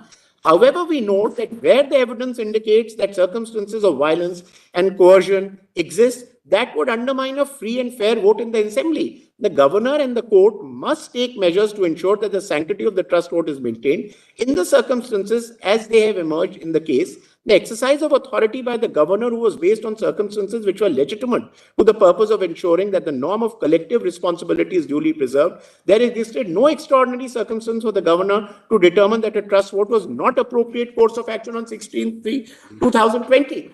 Now, my lords, all that I am respectfully submitting today is that merely because it will turn in favor of one or the other, your lordships deal with those issues. I put myself in the governor's position. My lord, suppose he had not held a trust vote. One of the first challenges would have been, despite a 9-judges bench, despite Shivraj Singh Chauhan, despite MLAs writing to him, why did he not hold the floor test? Where is the requirement in law, my lord, that if a governor, after due application of mind, comes to a conclusion that a trust vote ought to be held, he should nonetheless have a vote of confidence moved on the floor of the House and not go in for a floor test? Where is that requirement in law? And presuming for a minute, both options are available and he opts for one instead of the other, would that be enough for your lordships and exercise of your lordships' extraordinary jurisdiction to strike down the decision of the governor in a matter like this? That this is a decision so influenced by extraneous consideration or so biased or unfair, accentuated by malafide, that we will strike it down as a decision. It's a decision based on due representations made by MLAs. Yes. And naturally, my lord, when these MLAs make representations, these are on political considerations. Mr. Kaul, as your claim is not either a split or a merger, your Yes. claim is on the ground that you are the political party. Right, right. Now, in the information given to the governor, to what extent the information available as to you have garnered the political Yes, so my lord, majority, political, not the legislative majority. My lords, Where is that kind of a material? I'll just come to it, my lords. Yes. I'll come to it take your own tomorrow if your lordships permit. And Because just I'm very grateful. I'm very grateful that your That's lordships actually, indicated. Yes. in so far as the governor's decision is concerned, go by Bommai. The principle of the judicial review is confined to the question as indicated there. Material is available to him, relevant material. Then judicial review is available. The relevant material available for him to direct a floor test must be in relation to that kind of a decision that you have now garnered the political, not the legislative, but political power with respect to the party. May I That material is available or not? I'll address your lordships tomorrow on that. No, in your own time. 10th schedule is where this whole argument of legislature, political party, is political party co-joined with legislature party? Was it only within the political party or within the legislature party is one part. As far as the governor in exercising his powers for a floor test is concerned, his only consideration is whether on the floor of the House, the members enjoy the requisite majority or not. And my respectful submission there to your lordships would be that there all that he has to see is that the elected representatives who constitute the total composition of the House, is there a substantial challenge to say that a large number of them are withdrawing their support to the ministry, which raises a genuine doubt in his mind to say that the majority of the ministry must be proved on the floor of the House, and which material was here. He doesn't have to embark on that exercise, which is a part of 10th schedule. Political party, legislature party, all that he has to see is elected representatives, 34 of 55, 7 independent who were supporting, and as I said, exclude the leader of the opposition completely. But Mr. Kaul, once the government is formed, Yes. it is not open to any group of members of parliament or of the legislative assembly to say that, look, we don't want to go with this alliance. You have an alliance of 5 parties.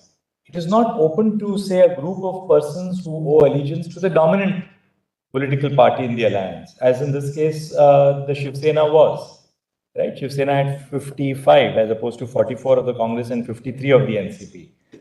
It's not open to any one segment of the any political party, whether it was the Shiv Sena or the NCP or the Congress, to say, we don't want to go along with this. That will ipso facto attract the disqualification provisions. You are bound by the whip, and you are bound to vote with your party so long as you are a legislator, unless there is a merger. That's why, my lords, as I say, on the one hand, none of them, either 15 or 20 or 25 or 30, can say to the governor that, look, we don't want to go along with the alliance. Answer is very simple. You don't want to go along with the alliance? Vote your leader out in the political party or take a decision in the political party outside. So long as you are a member of the House, you are bound by the discipline of the House. You have to vote with your political party. So just to answer what my lord, what they were essentially telling the governor was this: we don't want our political party to continue with this 3-party alliance of the MVA, right? We want to exit from that. Governor takes cognizance of it. Now, what he is essentially taking cognizance of is that there is a breakaway segment of this particular party. In that letter of the governor, one thing which is completely absent is your argument that we are the Shiv Sena. The entire letter is postulated on the fact that there was, out of 55, there are 34 people who want to break away from this alliance. And what is this but not a split?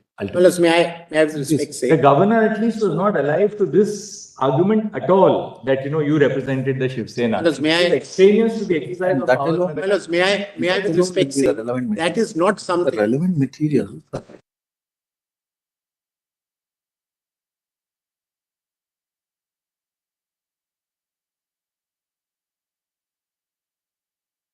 The material before that, of course, the governor's council. Therefore, we were very careful in those 2 paragraphs to say 22 members had resigned. They didn't defect. They said we quit the assembly.